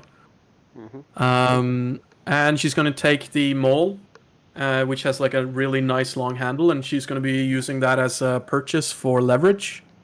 And it's going to basically be I guess, with the assistance of the rest of the group, is going to try to write it. Yeah. Yeah, So I am there's. just I saw you so- moving, Andre. yeah. But it takes I'm a going to minute. just. Yeah, it takes a minute to just continually hose it down with acid. After a minute, there's no trace of the body left. There's a giant acided out hole on the ground. We're And gonna fix some- that in a moment. Don't worry. Yes. No. Yeah, I'm I'm telling you what's going on, so that if somebody appears to come by and go like, "What the fuck is that?" you are pretty sure they're not going to say that looks like a desiccated troll creature, because it's just a weird ass acid burned patch of ground. And it's also like a vague brown trail where it's been moving because it does kill everything around it. But that's in addition. So that you are aware of that. Yes. Now on to you guys flipping your car. When you're flipping the car, that is a straight up strength check or athletics check, because you gotta lift with your back, you know. And that's a group effort. Were you going to say something, Thomas? Oh yeah, I was just waiting for you to finish. But yeah, I am going to use a charge because my armor has 6 charges with its armor of magical strength. So I'm going to add my intelligence modifier to this strength roll. Yeah. Gotta smart the car the right way out. Yes. Yeah. Well, I said it's a strength roll, but you have 2 very strong people. It's brain power. Yeah. Yeah. Actually, yeah. Make me a collective strength roll. Everyone makes one, and I make a judgment roll on it, and that is basically how long it's going to take. You're definitely gonna be able to do it. Athletics, yeah. Sorry. Yeah. Oh, My bad. athletics. Sorry. Okay. So I just add it. It doesn't. I'm gonna be no help at all. mine is a I rolled the 15. best. Yeah. Mine It's is a gonna take 15. you the better. Mine is 13 because of the guidance. Oh yeah. 15, 13. And Andre It's gonna has take plus you guys. It's the gonna things take as you well. guys. It's gonna take you guys the better part of 15 minutes to flip this car the right way around. You know, because you're trying to move. It's about to get in grip and move. Question. We're trying to rearrange. Yeah. Would my leverage, would the Maul's leverage give me advantage on this? Like crowbar would? You already have problem guidance. Did No, you that's say- not advantage. That's just a D4. Guidance is just a D4. I counted you as 15 anyway. Doesn't change anything. You counted this. It kind of does. Like there's a big Yeah, difference between 15 and 19. Yeah. That's what he's asking. I rolled a 9 on athletics, right? 9 and then a 15 if I had advantage. Yeah, but you're succeeding more. I don't think this is a big point, Yeah. but if you want, I mean, because the thing is, you are working as a group.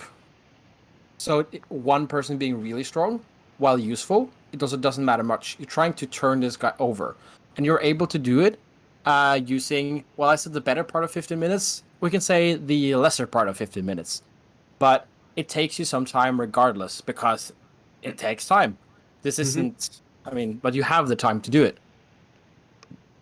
But after having We righted flip it, the car around. It's not a problem. exactly. Alex, you hear a car approaching from out of town.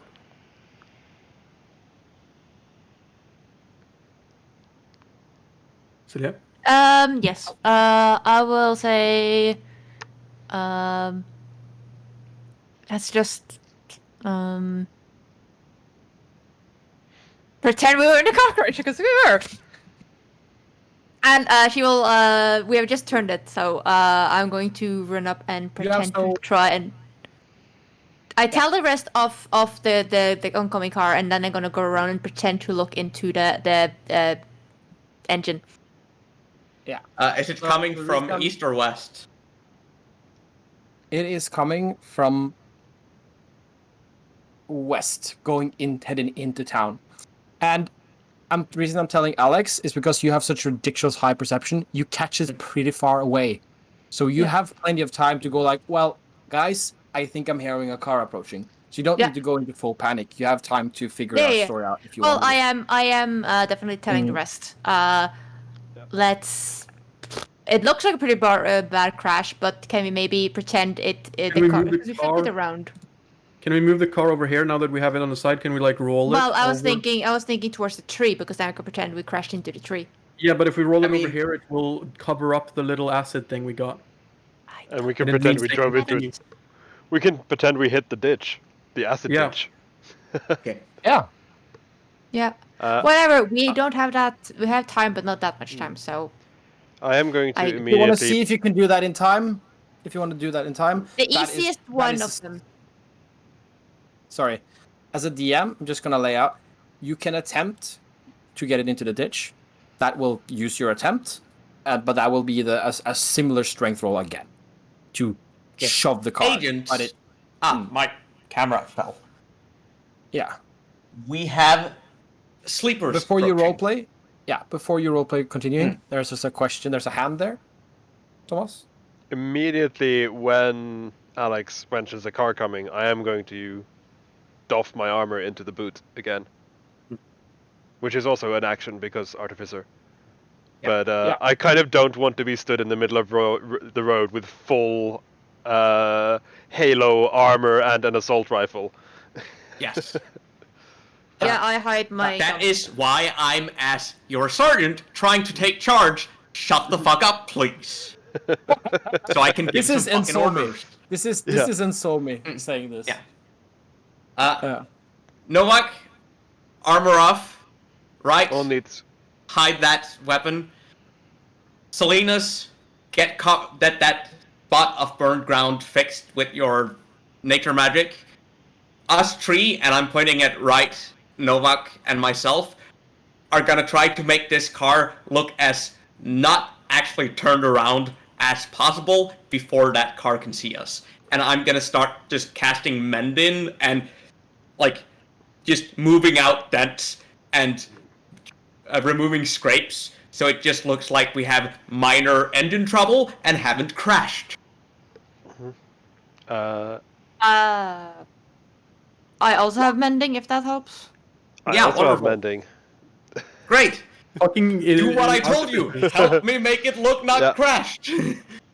I also say then, right, give us a heads up when it is too close to use magic. And I start using mending. Yeah. From you guys rolling, I don't actually think I need a roll from you for mending. Mending is what it is, and it's just a matter of how bent up it is. But you're just fixing the cosmetic stuff. So I think you have enough time. There's 3 of you, and you're just doing the cosmetics. You have time to make it look... You can fix almost all of the external damage. There's a lot on the underside and stuff like that, but you're prioritizing, right? We're trying to make it look not crashed. Yes. So then I would like to know how Iris deals with the acid spot. Druidcraft. I can make things grow again. So I'm just gonna make the grass kind of grow and sort of try to hide this thing as naturally as possible.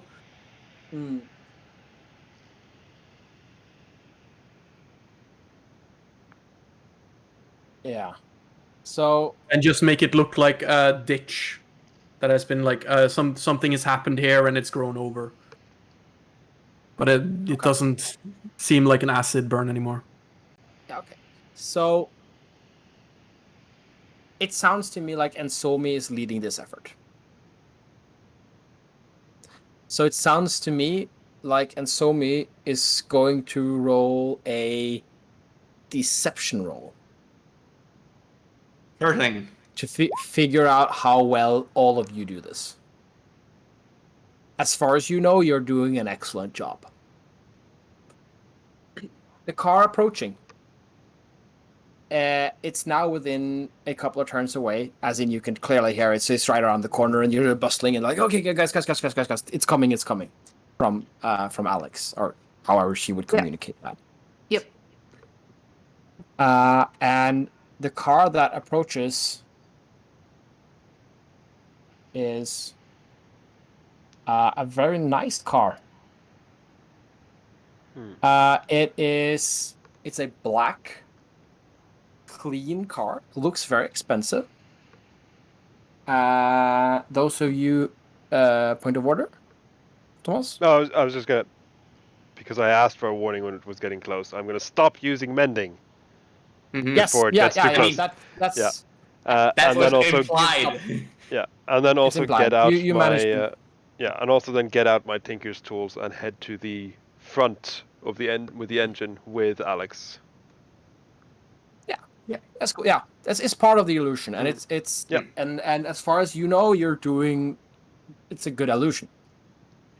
As it approaches, it slows down to kind of try and get past. Did you guys move the car out of the road? It probably moved it yeah. a Did you bit. fix it? Yeah. I mean, we've got it on its wheels, so we can at least roll it so another car can pass. Yeah. So it's a small road, and you didn't like move it a lot because that would have required more effort. It's barely enough space that the other car can pass by, so it has to slow down considerably. The windows are tainted heavily, like they're completely black in the back and also on the driver's side. And Alex, you just get this, but the rest of you can roll a perception. I am doing nothing other than looking at this car, because I cannot help with this. Car worked. Yeah, Oh, yeah, no, yeah. It makes sense that Andre and Iris have high perception. Andre has his head in an engine. Yeah. Exactly. So, but Alex, there's one driver. He's wearing a sort of like an official-looking driver's cap and some nice clothes, but his skin look kind of patchy and his face sort of angular. And as he's driving by, he kind of glances at you and go like, curious, but disinterested. Curious, but he's more like aware that something's going on, but then completely disinterested as he continues to drive away. And as it passes you, it kind of speeds up and going like, no stopping, no signing, no communication whatsoever. I'm gonna give him a polite nod to acknowledge that he has seen us and doesn't need to do anything. Yeah, you got no response. He literally just looked at the car wreck and made sure the car got wiped. Yeah, So, and that is what I wanted. I'm going to, as it passes, I'm going to use this. I'm going to open my awareness to the presence of magic. So I know the location of any spell or magic item within 60 feet. Yeah. You do not sense any magic. Okay. Or that's not concerning. true. Oh, yeah. Yeah, that's disconcerting considering I have magical items. I don't know the details, but your party might have magical effects or items on them. Yes. But you are aware of magic in your proximity in that regards. Yeah. But I don't think you guys actually have that many ongoing magical effects. In fact, I don't think you have any because none of you are using disguise that sort of active magic. Like none of you. My assault rifle counts as magic. Yeah, my assault rifle and my armor counts as magic. So Yeah. So you Iris. know Yeah, that my it's armor another too. magic item. Yeah. Yeah. Yeah. So you know the locations of all your party's magical items. Yeah. So Iris kind of just like sniffs a little bit, Mm. looks at the car passing, and then just sort of looks back at her companions and just like nods. And that's it. Okay, so when it has passed, I'm not sure how many of us noticed the patchiness of the driver, but I will comment on it. Yeah. Yeah. That was weird, and it's going in the direction we need to go. Iris, you noticed it. Mm-hmm. Yeah, I did. It's strange. Well, I mean, the strangest part was the tinted windows, I guess. But, I mean, it's Cornwall. Lots of celebrities here, right? She smiles. As a matter of fact, painted windows would make a perfect amount of sense if you have a private driver. Yeah. But, I mean, Cornwall. She just sort of smiles and goes back into the car. Well, I kind of lean back, like from the open hood, and go, "Well, I think we should start going. If that car was suspicious to me, call it a gut feeling. I think we should try and get a move on as fast as we can." What about the car? Can you not Can repair you it? guys get this car working? Okay, let's try. I'm DM, I'm what did you roll to asking try and get it? if it's possible. I'm going to answer this by proxy through Andre, who has established his head is down into the engine. You make the very accurate assessment that you should be able to get this car going because you have access to magic. It's just gonna take a little bit more while, but with your knowledge and your tools, it's perfectly doable. Yeah, 2 artificers. If anything, this is like. I mean, well, should- yeah. Ignore the roll, but I also have Tinker's tools, so we can Yeah. both work on it. Yeah, we both have. Yeah, you have tinkers and- tinker tools, the knowledge, and 3 of you have mending. This car is not staying non-working for long. It's more than anything, it's an issue with access. Like you have to take the engine apart to get to the damaged part, and then you just reassemble it and fix those as well, and you're good to go. I think while Andre is working on the car, Iris is going to come in like kind of interested in like, what are you working on? What's that? And, like kind of like do that thing, and it's like and kind of look at you and it's like, how are you feeling? You don't look too good. Well, you never do. But I mean, you know. He sort of like just straighten his back and cracks his neck, wipes his brow a bit, and then continues working on the engine and stuff. And well, you know, it hurts, but We've been through worse crashes, haven't we? Also, I'm gonna take 10 minutes and cast Unseen Servant, so we have something to carry extra things for us if we need it. Well, yeah, okay. Well, You should be careful about magic because as you're working on it, no, actually, I take that back. I was gonna say Unseen! more vehicles pass by, but yeah, there's actually no more traffic on the road, which is strange. I mean, is it? But yeah, I'm might gonna be. heal Is Andre for it? 5. oh, nice. So I'm going to. So wait. This is important. We are nearing our hard cutoff, and we're now past our soft cutoff. So we're going to end soon, which means I'm going to move you guys along a little bit. But is there anything important that you want to do or say now that you think needs to happen now? Okay, cool. I just healed. It takes you the better part of of half an hour to get the car working, as I said and described. And you chit chat, you talk a little bit. It's a lovely day in Somerset or North Devon or wherever this turns out to be, because we don't know.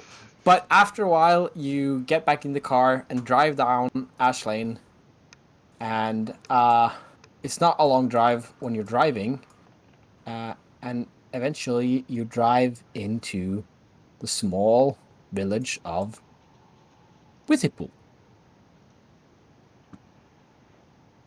And I think this should work, right? Oh. Right? What work? What? Oh, wait. I forget I have to move you guys over. Yes. Nice. I prepared this because I know how to grab screenshots off of Google. Yeah.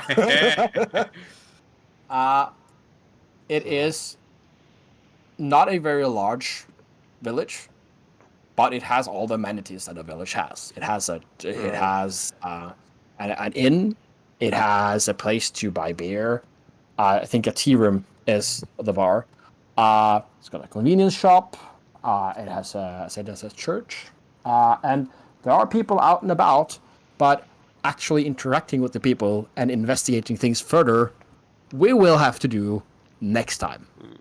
See, I'm gonna say that the team room is very much not a bar because it closes at 4 in the afternoon every day. Oh yeah, but that's when the tea closes, and then it turns out into bar.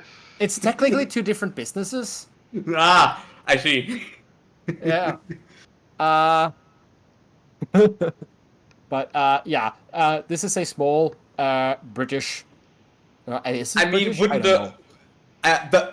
see the Royal Oak Inn is a Yes. storied pub Yes, of with course. traditional rooms.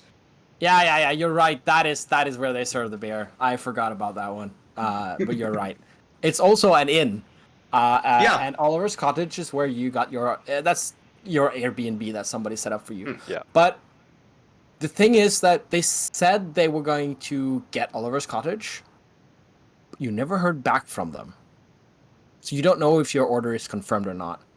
And as you get in, you open up your phone to just kind of confirm, like, hey, so where was it that you managed to get my Airbnb? You have no signal on your phone. Typical England. Nothing suspicious. God damn it. There's no signal. And as you say that, goddamn England, the rest of you park your car and get out, and I think we're gonna end it there. Fuck me, man. That was a harsh start. Yeah. Yeah. Should we end the stream though? Yeah. We should. Matthias, I would like to ask you to do one thing though first, and that is look at the stream, because I told you I had upgrades, and that's something that I know that you like doing. Okay, so let me go to it. I've been busy DMing, but now Yeah, that yeah, we're I at the end of it, I can have a quick look. Mute that thing. Okay, muted, but I'm looking at it. Oh, What do you want me well, to see? Should I unmute it? I have visual effects now. So next time you use my cane laugh, he comes up on screen. That is cool. That is pretty cool. That's pretty cool. I'm happy for you. I'm going to laugh more at your stream then. Wait, Yeah. that came out wrong? Or exactly as mentioned? Oh wait, you have a thingy. A thingy? He has a thingy. I have a thingy. Yeah. I can confirm that I am a man and I have a thingy between my legs. I don't think that was the reference, but okay. No. We all That is have a what thingy. Or something. My point being, I would like to end the stream now. Yes. So, yeah. If anyone's watching, there's 6 people watching. I don't know if that is us plus someone else or whatever, but thank you for watching. It's Plus just people Lily, I from the server. Yeah, it's from Yeah. Discord. Yeah, so, But thank you if for you're watching. yeah, if you're still here, if not, thank you for coming, Doors of Fear, Koala, I think you're still here. And Karma, I saw you in here earlier. Legacy Prime, thank you all for watching. Thank you for staying so long, Karma and Koala, and actually talking. That's nice. Appreciate it. Sorry that there was little response back to you this session, but we were kind of busy fighting a big ass monster. So. Yeah. And there was much rejoicing. And there was much rejoicing. Thank you for watching, and estimated time, was it in 2 weeks for the next session? Yeah. I mean, 2 planned weeks, time is so- in 2 weeks. Okay. So yeah, 2 weeks from now. We're playing again in 2 weeks. Yep. Thank you for watching. Bye. Bye.